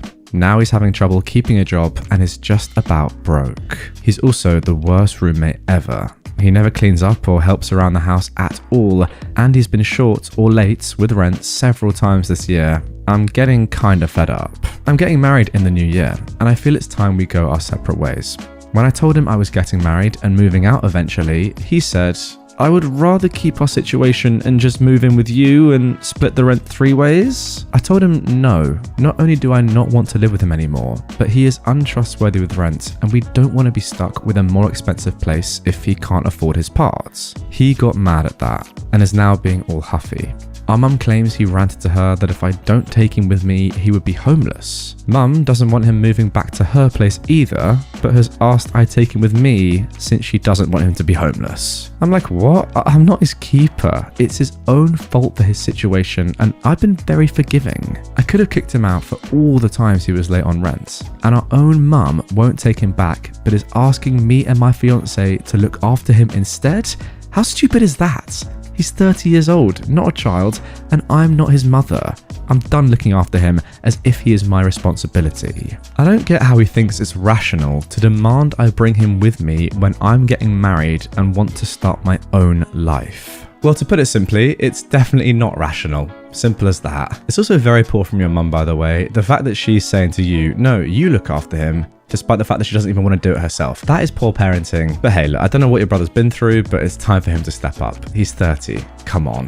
How dare you hire my publicly available e-bike? Sometimes I wonder, are all entitled people really just entitled? Or are they also really, really, really stupid?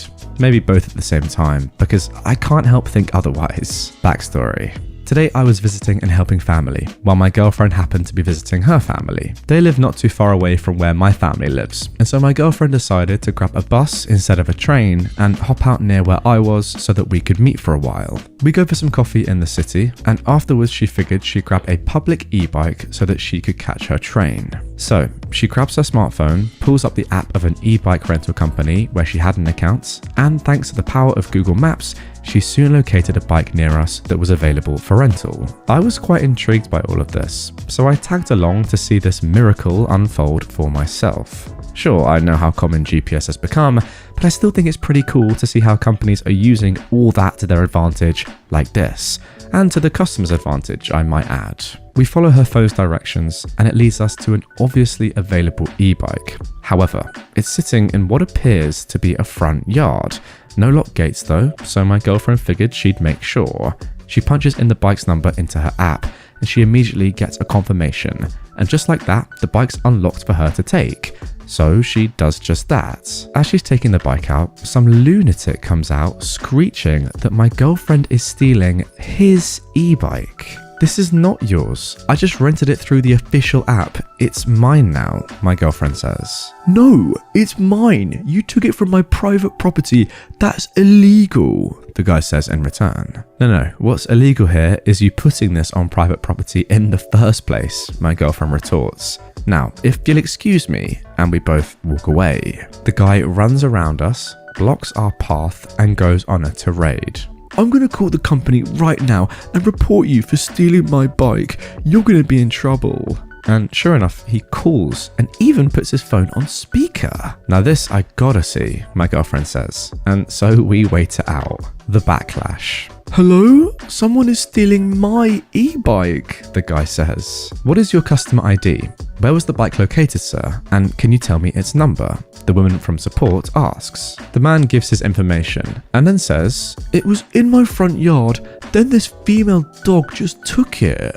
We hear some typing noises through the phone. That bike was registered as publicly available up to 5 minutes ago. Now it's being used by an account that isn't yours. I suggest you don't press the matter any further so you don't force me to take further action. No, this is my bike and this dog took it from my yard. I need you to do something right now. At this time, my girlfriend hands me the bike to hold. Very well, sir, says the woman. I've now closed your account due to violations of our terms of service. You will not get your rental credits back due to indirect harassment of another customer. We do not tolerate nor condone such behaviour. Thank you, my girlfriend yells at the phone, and in a normal voice again proceeds with, we'll be on our way now, and she starts to walk away, so I obviously follow her. The guy takes another sprint and blocks us again. No, you can't have that bike, he yells, after which the person on the phone responds, Madam, do you need me to call law enforcement? My girlfriend walks up to the dude and actually shoves him out of the way and answers, no, but we may need an ambulance later because if this guy tries to harass me again, then I see no other option but to defend myself. Men these days, always harassing us poor women. And I couldn't help but laugh. I mean, who was harassing who there?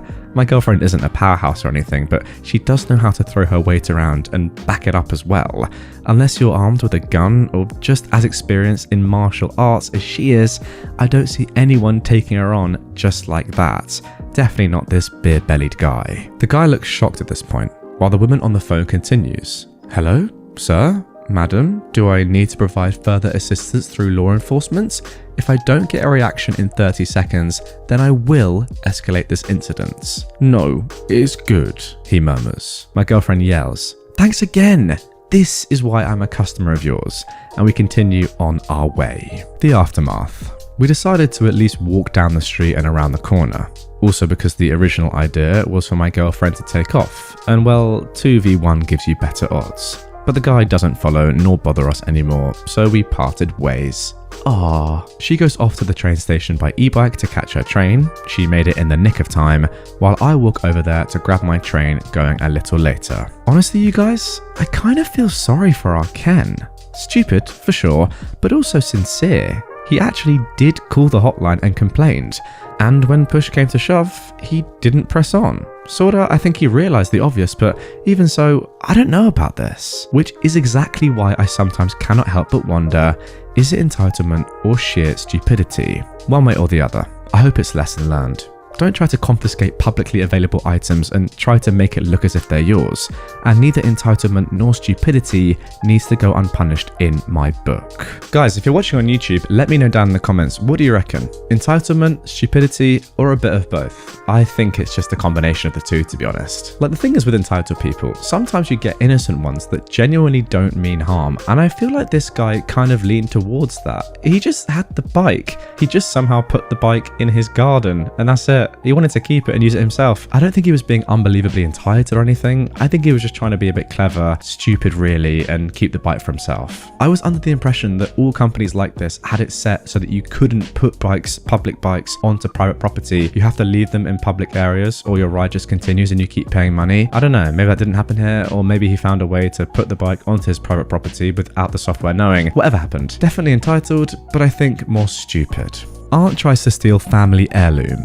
Thinks she deserves an apology for being called out. My aunt's is, to put it politely, a complete piece of work. The more accurate description probably violates the terms of service. She isn't overly well liked in my family. However, my grandparents, especially my grandmother, believe that they can't exclude her from family events based purely on their personal feelings for her. My aunt is an extremely shallow and materialistic individual. She's tried to get my grandpa to sell property that's been in the family for 100 years so the money could be split between my uncles and my dad. This story, however, involves a very old pocket watch. I don't know the details, but the watch is Swiss and very old. It is gold with platinum inlay and is extremely valuable. Now, this watch has been passed down from father to son for a long time. It's going to be passed on to my dad and eventually me. My aunt hates this. She's tried to convince my grandpa to give it to my uncle, second oldest, and for my dad to just say my uncle should have it. Neither have agreed.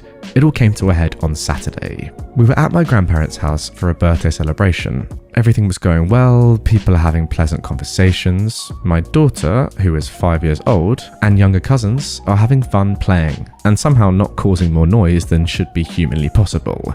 It's been a wonderful day, until my aunt goes to leave. She's saying her goodbyes, everything's good, and then my daughter pipes up and says, Don't forget to put back the watch, Auntie. I look at my daughter and ask what watch, and she says the fancy gold one. My grandpa walks to his study and comes back out asking if she's taken the watch. My uncle looks at my aunts and says she didn't. To cut a long story short, she is made to hand over her handbag, and lo and behold, the watch is inside. Everyone is furious. My uncle can't believe what she's done, and my grandpa wants her out of the house. This would all be bad enough, but to make this even better, she calls me that night and tries to scold me for raising a daughter who was a snoop. She'd seen my aunt while running around and playing, and that I needed to do a better job as a parent.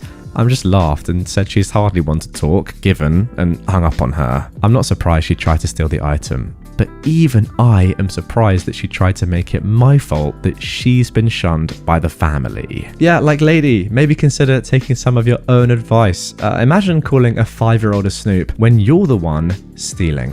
It really is unbelievable. Oh, wait, what? A kid caught me stealing something and then told their mum. That's bad parenting. It's not bad on my behalf for stealing something from my own family. No, it's the kid's fault and their mum. Makes a lot of sense. Lady berates me for trying to help her. So, this happened yesterday, and I'm still a bit angry about it, but proud of myself at the same time for sticking up against someone like her, as I can be a timid person most of the time. A quick bit of backstory. I was severely bullied in high school, shoved into lockers, beaten up in the bathrooms, purposely tripped or slapped, and was mentally tortured with belittling words and threats. It caused me to have 4 years of depression and self-harm after high school, and I honestly believed I was worthless. It made me have anxiety whenever I heard insults. I'm doing better now after a good family friend who is a psychologist and a Catholic priest helped me to steadily overcome the trauma. I think if it wasn't for him, I could have taken my life. On to the story. I work at a call center on the phones for sales and customer care assistance with their accounts, or if a package goes missing. Halfway through my shift, I get a call, and after I did my greeting, the woman goes off on a rant about how her package could not have arrived later than what you all says it is. The USPS tracking she means, but she didn't get that we are separate from them. Don't know how. When I was able to get a word in, I first tried to explain that it perhaps was another driver and he does later shifts, then asked if she did receive her package. At this point, the customer was already shouting, "No, I did not receive it. The dang package was not in the mailbox like you claim it is." Oh, I'm sorry to hear that. We can start a claim and resend you the new item at no additional charge? You take me for a fool, little girl? Yeah. That's what I'll call you. I was a bit surprised by her reply because mostly people are accepting of that offer. Also, I know I sound young, but girl, really? Not at all. I'm offering that we resend you a new item without having to pay for it. We just have to send you a claim form. Oh, heck no, you freaking little girl. Just give me back the money I pay for the stuff. You know what? I can get it back faster with the bank. How? I thought. She then goes on an insult rant, calling me many names and that I was useless and not doing my job properly, as well as making crude comments against my voice and job. I've learned to take these words with a pinch of salt, but certain words can still trigger my anxiety. When she paused, I said plainly and calmly, "Mom, if you cannot be civil and allow me to help you, then I'm going to have to end this call." She interrupted me again. No, you don't get to threaten me, you freaking little girl. You're a worthless little dog with a trashy job and you won't amount to anything. You're worthless. Yes, she called me worthless. That is one of my trigger words, as my bully would call me that a lot. But in this situation, my anger came out instead of timidness, and I reply calmly with, "Well, that is your opinion of me based solely on ignorance of your own creation. Despite me doing nothing but offer you help, instead you mock and insult me. I pity you, as no one will want to help you if your actions continue to be belligerent. I bid you a good evening." How dare you? And then I just hang up. I hung up on her and then reported her to a supervisor. I told her what she'd said and how belligerent she was, and she said that she'll listen back to the call and decide what to do, which means that they may give her a warning or she'll be banned, depending on how often she's done this. Though I did get a little slap on the wrist for my comment to her at the end, to me, it was worth it. My hands were shaking afterwards for a while as my anxiety kicked in, but I'm better now and proud that for the first time in a long time, I stood up to someone and told them off and had the upper hand for once. Wow, mad respect, OP, and power to you. It's just a shame that bullies like this exist, and not only in school. Like, any age, there are bullies everywhere. Imagine how much simpler and nicer OP's life would have been if she didn't get bullied in school and didn't have to deal with horrible people like this every day. Ugh, sucks, but I guess that's just the human race, guys. Good stuff. We are a good set of people. And as for your little comment at the end, I don't care what your boss says.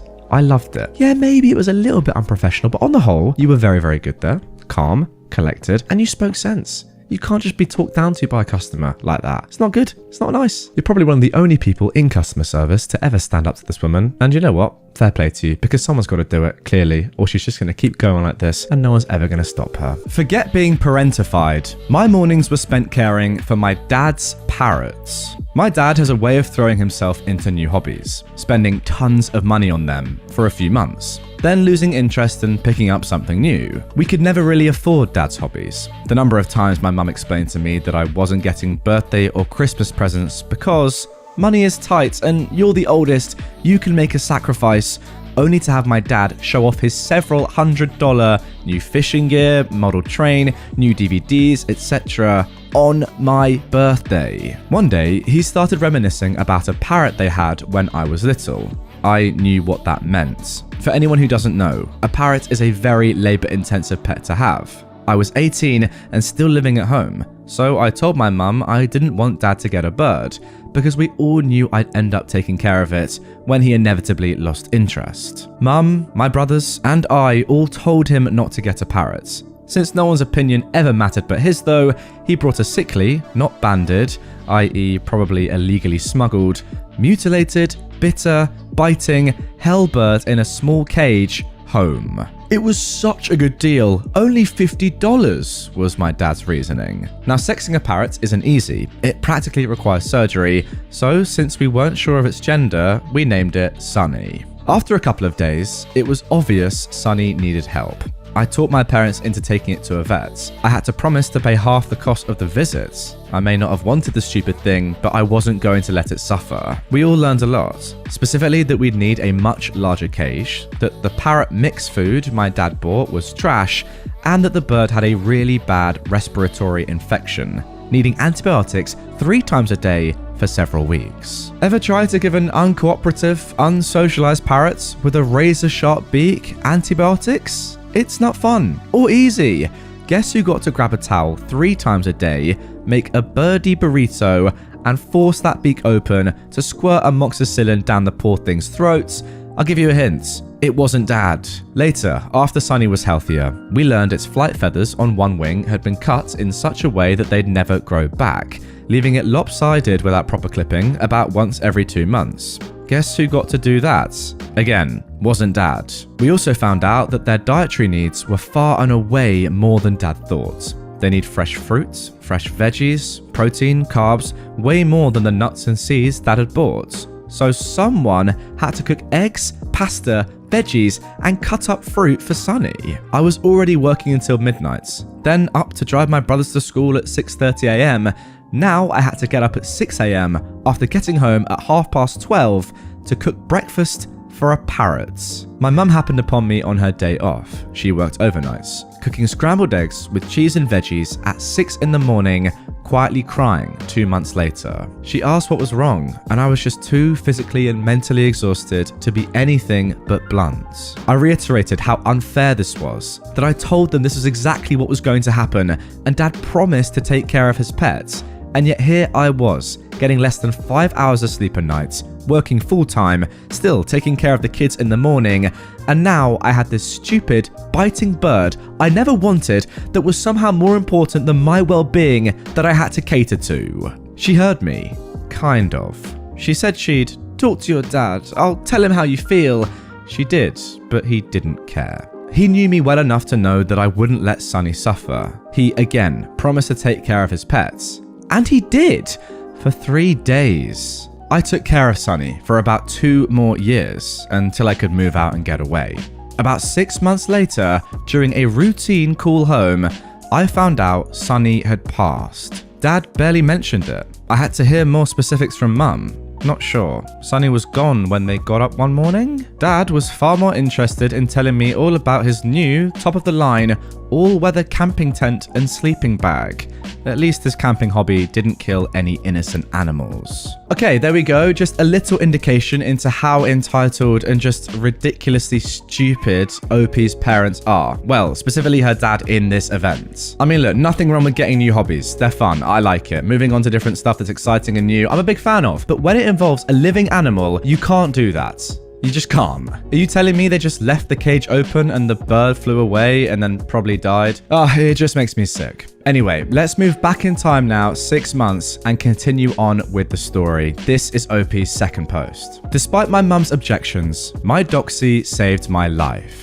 I really hadn't realized how therapeutic sharing my screwed up family dynamic would be. Again, I'm a 39-year-old female, and this all happened around 20 years ago while I still lived with my parents. In this episode, I'll tell you how I actually stood up for myself, or at least my dog, and spared myself God only knows what horrific trauma that may have ensued.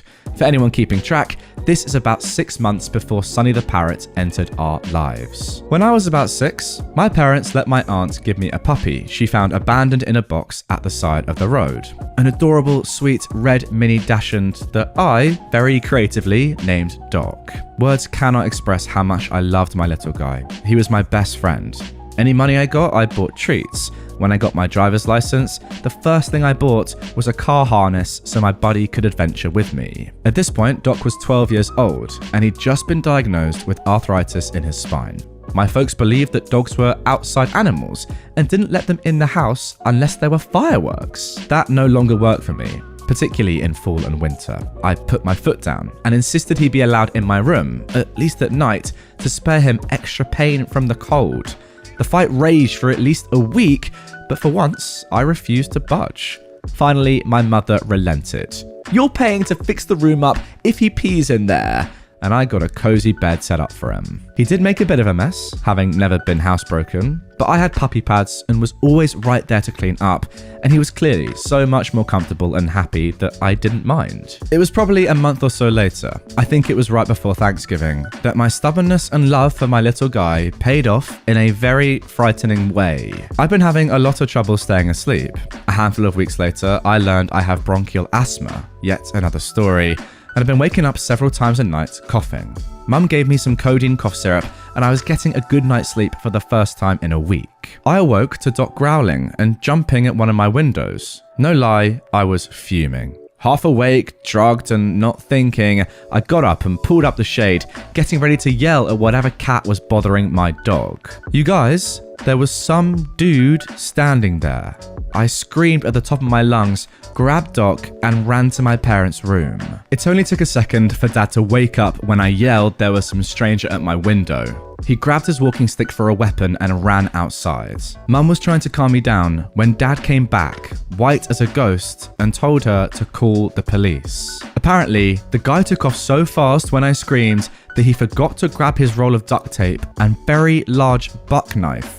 He'd already cut the screen off the window. Okay, so I assume that OP's bedroom is on the ground floor then. The cops came and took pictures and statements, gathered the evidence, but never found the guy. To his credit, Dad said that Doc was now a permanent fixture in my room, at least at night. Then he went out and bought Doc enough steak that he had it for dinner for a week. He also had the butcher cut a soup burn in half for him twice a month for the rest of Doc's life. He loved to lick out all the marrow. My little love lived 4 more years. He was 16 when his heart gave out, and he passed away in my arms. I still miss him so much that I'm crying typing this. My mum was furious. Not because I'd almost been attacked though, because I'd been right in wanting Doc in my room, even if this wasn't the reason. She snarled, "You're still paying if he makes a mess." Later, I heard her talking to my aunt. My aunt said, "It's a good thing she talked you into letting him in there."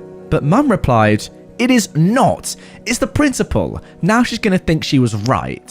So yeah, being right is more important than me possibly being AR'd and murdered.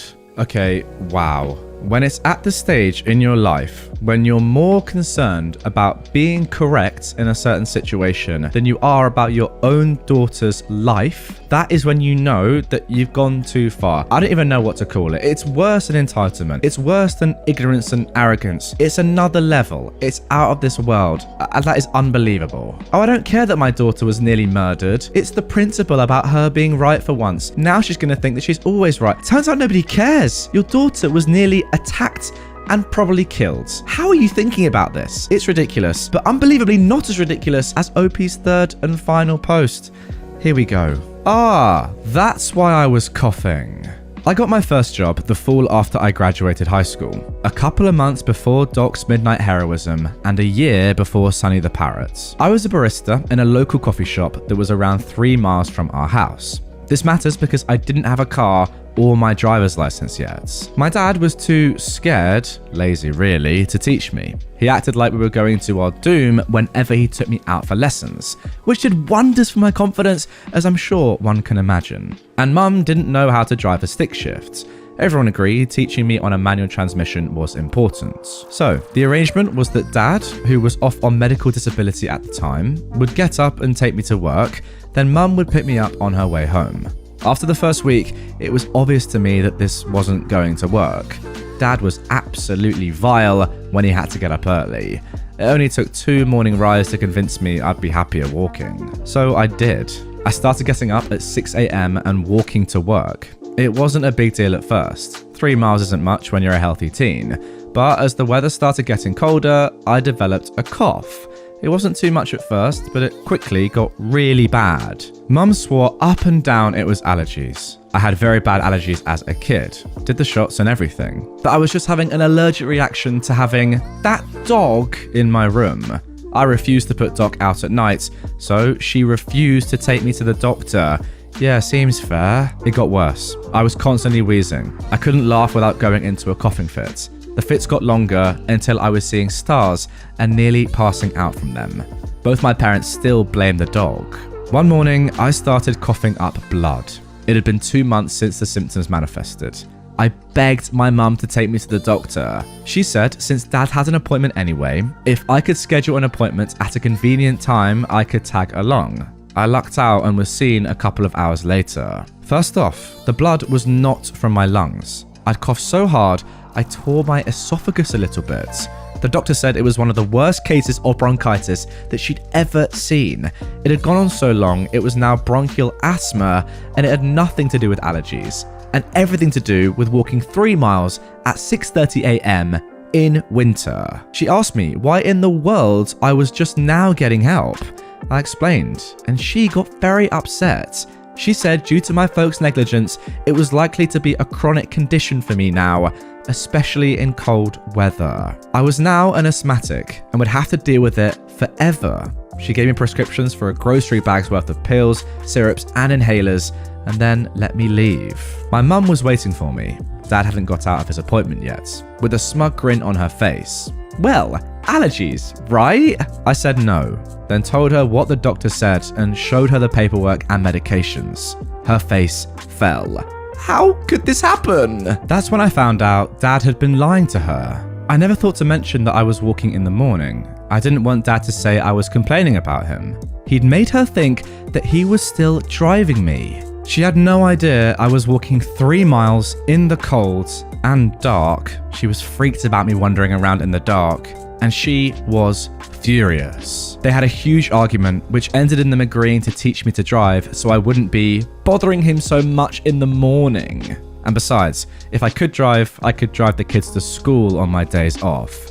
I never got any kind of apology from either of them. Okay, wow. So your dad never apologized to you for giving you a chronic condition that you're gonna have to deal with for life. Like, I actually don't know what story is worse out of all of these 3. If you're on YouTube watching right now, get in the comments, let me know. For me, honestly, they're all just as bad as each other. Like, seriously, what the heck have I just read? PM discovers Photoshop. Now she can break the laws of physics. I'm an architect working on designing an office office space for a company in an existing building. My contact person from the company is project manager, who thinks she's smarter than everyone else. The other day, I sent the floor plan to her with a realistic distribution of spaces, as not everything from the wish list could fit in the space they have. For example, only 2 meeting rooms instead of 3, etc. I asked her to check if they would like to prioritize different areas or move anything around. All standard. She sent back an email today. I've done a bad job as my plan has things missing. But don't worry, she has fixed it for me and I have to do exactly as she says. See plan attached. And here is the results. She's erased all pillars, structural walls and more. I guess the building is supposed to float? She scaled down everything inside like 40% smaller. So now everything fits and she can copy paste more meeting rooms and offices. I mean, I'm sure she'll love to work in an office the size of a bathroom stall. Is she planning to scale the staff too? Add toddler furniture? I don't even know how to answer the email. You know what, guys? I would love to see OP actually go along with this. Order the furniture. Do it. Forget about the pillars and the structure of the building. I want to see this done to completion and I want to see the reaction of this PM when everything obviously goes wrong. Imagine actually trying to do this in real life. It would be amazing. As for the email reply, guys, get in the comments. Let me know. What would you say? My brother-in-law disrespects my wife and my son, gets scared and cries to his parents when I correct him. So, my brother-in-law to this day still lives with my in-laws. He's in his early 30s. From what my wife's told me, and I've seen enough evidence to affirm her statements, they've spoiled him rotten his entire life. He's adopted, of the fair complexion, as opposed to my wife and in-laws' melanin-rich tones, so she suspects some odd fantasizing on their part that I won't really get into, but could definitely see them participating in. He could burn water, he's that inept. He eats nothing but terrible food, is horrendously overweight, doesn't have a job, and actively refuses to get one unless you're doing all the legwork for him.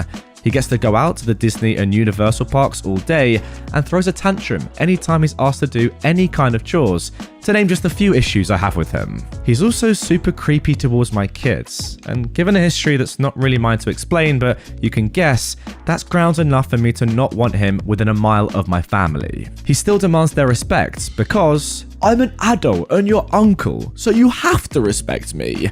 But I have to put up with them because I try not to rock the boat as much as possible. My wife's relationship with her parents is rocky enough as it is, a real-life Cinderella story. We got married in mid-2015, and her parents invited themselves to our place on base housing to come see our new home. Of course, they bring the entitled man-child with them. This dude has already been stuffing his face with what little snack foods we've got in the house. Didn't ask to my recollection because we're family, and families share what they have when family visits. Or some such tripe, my mother-in-law said. Not too long after, he starts berating and bullying my ATT 10-year-old son. A grown man bullying a barely double-digit aged child by name-calling. I'm still new to the step-parent/new husband role, and I don't want to overstep, so I let my wife start to handle this. She asks him to stop as it's upsetting our son. He does for a little bit, but goes right back at it a few minutes later. Once again, my wife asks him to knock it off and that this behavior won't be tolerated in our home, and he starts having another of his ungodly tantrums. As soon as, well, mum says, comes out of his mouth, I put my foot down, both literally and figuratively. I do not tolerate any disrespect towards my wife. Strangers, kids, or family be danged. The new house is mostly wood flooring on the first floor, and my voice already carries pretty well. So, the entire house goes silent when I spoke up. Is this her house? Is this yours? No? Then shut the frick up when the people whose house you're in tell you to knock something off. And the entitled man-child just stands there, looking like some flabby fish out of water, with an open-mouthed gasp and wide-eyed terror that someone had dared to correct him. He then ran upstairs and cried to my in-laws about how he was aggressive and scary towards me, and I don't feel welcome in this home.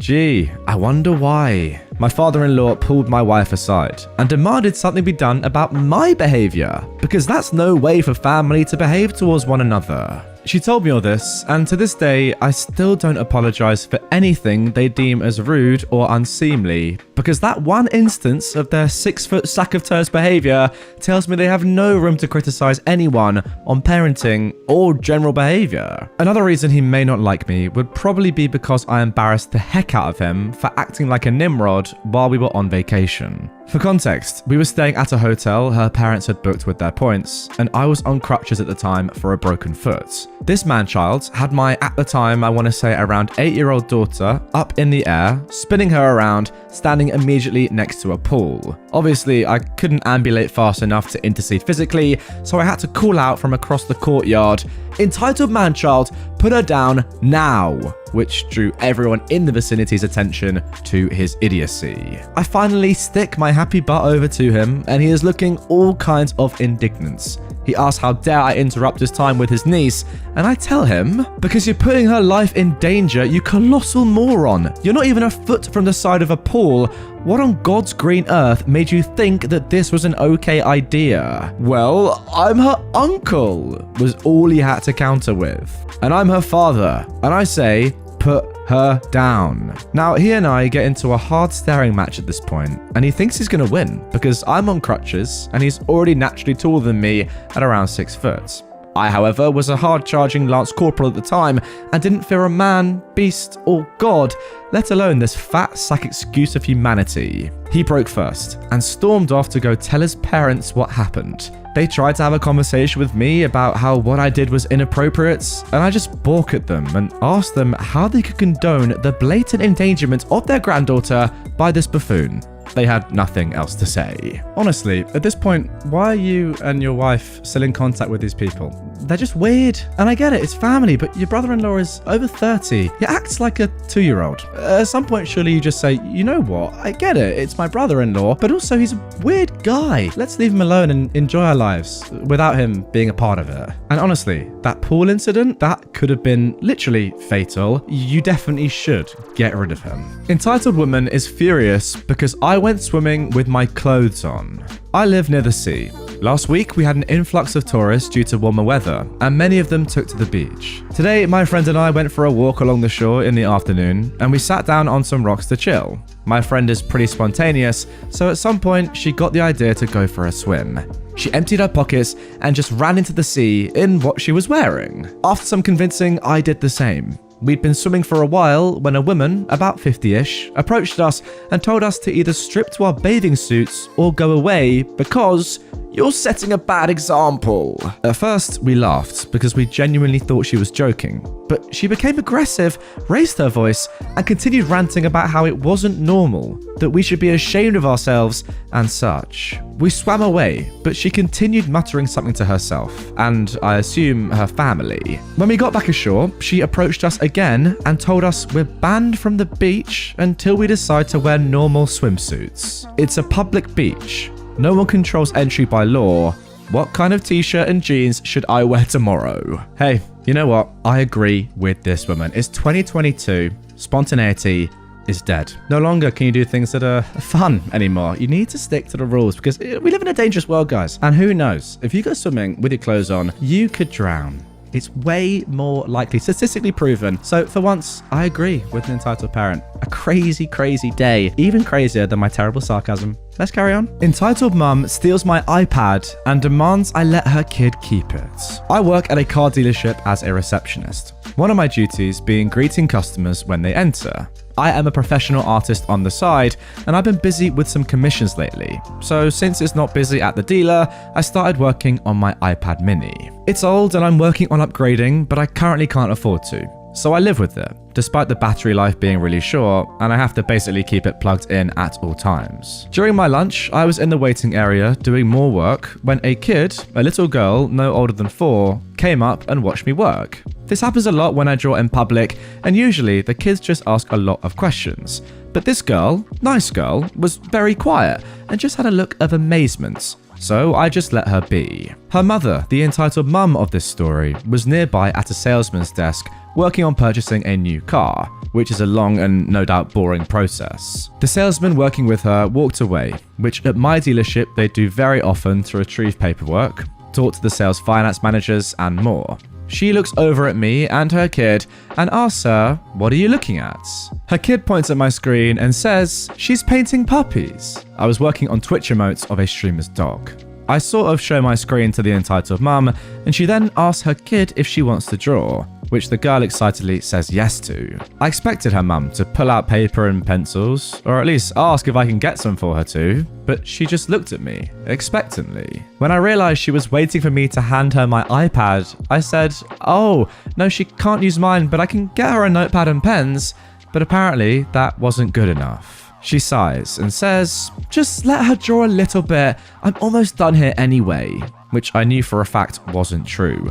They were waiting on bank approval for a loan, which can take anywhere from 5 to 30 minutes. And even then, they'll be here longer for finance paperwork, detailing, and more. I start to explain that this is part of my work, and she scoffs, saying I'm just doodling puppies, and it was selfish that I wouldn't let her kid doodle on my device too. The poor kid was just looking at her hands, looking quite embarrassed. I then pretended my lunch was over and got up to spend the rest of my lunch at my desk. I couldn't see her behind a huge truck on display, but I could hear her grumble to her child about who knows what. Whatever, I pretend like I couldn't hear, so I don't mess up this sale for my co-worker. Sometime later, nature called me, and I got up to use the restroom. I left my iPad on my seat so it would stay plugged in, and I put a notepad over it to try and cover it up a little bit. My desk is a wide crescent shape with no drawers to keep my things safe, so this was the best I could do to somewhat hide it. I was in the restroom no longer than 3 minutes, but when I got back, only my charger remained. My iPad and Apple Pencil were gone. I looked over to the lady, who had her large purse suspiciously in her lap now instead of on the floor beside her chair like it was before. I was panicked because a lot of my work is on that iPad that I needed. I went to my sales manager and told him about the situation. He told me he'd take care of it, but to be patient for now. I went back to my desk full of anxiety and my stomach was doing backflips. My manager went to the desk where the entitled mum was to work out the deal. They're far enough away that I can hear their voices, but not pinpoint exactly what they're saying. But I did hear her eventually yell, "How dare you! I would never steal! Do you want to lose this sale?" I immediately got up and went over behind the lady so the sales manager could see me, but she couldn't. He tells her he understands, but my iPad went missing and he wants to make sure that no one currently in the building has it. That's when I remembered the Find My feature on all Apple products. My iPad was connected to the dealer's Wi-Fi, so I pulled out my iPhone and pressed play sound for my iPad. Her purse started dinging. She tried to play it off as if it's her ringtone, and the sales manager stared at her, as if daring her to answer it. The thing is, with the play sound feature, if I keep pressing it, it will keep pinging. I made my presence known and told her to give my iPad back. That's when she stopped playing dumb and just said, "Just let my daughter have it. Her birthday's coming up and I can't afford a present for her since I'm getting this car." The sales manager said he was happy to cancel the deal so she can instead buy a birthday present for her child and to return my iPad or he'll call the police. She practically threw my iPad at me, where it hit me in the gut and took her kid from the waiting area to leave. The poor thing looked at me with the most apologetic look on her face before leaving with her mother. That sales manager might have helped me, but he's not exactly the nicest person. From now on, I'm not allowed to bring my iPad to the dealer. I have to either leave it in my car or leave it at my home. Whatever. Turns out, the entitled mum took my Apple Pencil with her since she left in a hurry, so I'm gonna stop by the Apple store after work to get a new one. But until then, I'm stuck with my pens and notepad. Okay, I'm sorry, but I'm pretty sure that an Apple Pen is like a lot of money. Is it not like £100 or something? I don't know exactly, but let me know if you know. It's a lot. Enough to follow up on this and make sure you get it back because £100 just gone? No, thank you. And also, surely the dealership still has her info, right? She was going to buy a car. She was going to sign for it. They must have her info. You got to report that because that is theft. If you don't teach her a lesson, then nobody will, and she'll keep stealing iPads. And who knows, maybe in the future, even cars. Stop her now while you can. And there you have it. Those were the top 10 most upvoted stories of the past month, July 2022. Of course, with some of my other favorites sprinkled in there. Really hope you did enjoy it. And if you did, and you want to see more from me right away, if you want even more Entitled Parents content, I've left a selection of videos on screen for you to go and browse. They're equally as long as this one, and some are much longer. I mean, this one's over 10 hours. That's also linked down in the description. Click that if you want a lifetime of enjoyment.